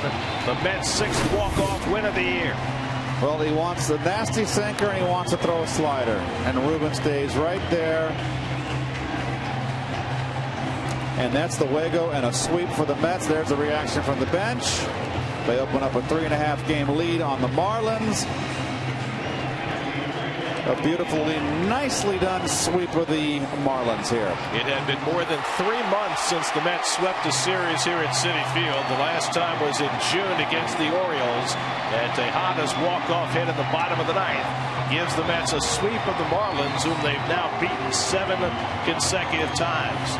And a happy group of Mets after a 9-game home losing streak. They turn it around against Miami, taking all 3 games in this series and winning today 3-2 as you look at the game summary brought to you by the Jeep Celebration event. 3 hitless innings from the Mets bullpen behind Chris Young. David Wright, a 2-run homer in the 1st, and then the walk-off hit in the 9th by Tejada, giving the Mets the victory 3-2 and a sweep of the 3-game series. Well, you know, it's September, you're not in it, and you don't want to finish in last, that we said in the open, and they've done their job here as far as taking care of the Marlins, who really came in here and just did not play well at all. Looked like they've had 1 foot on the bus. You saw the anger on Reyes' face as he left the field. We'll come back and have an interview with Ruben Tejada. Mets win it 3-2. Back to Citi Field in a moment.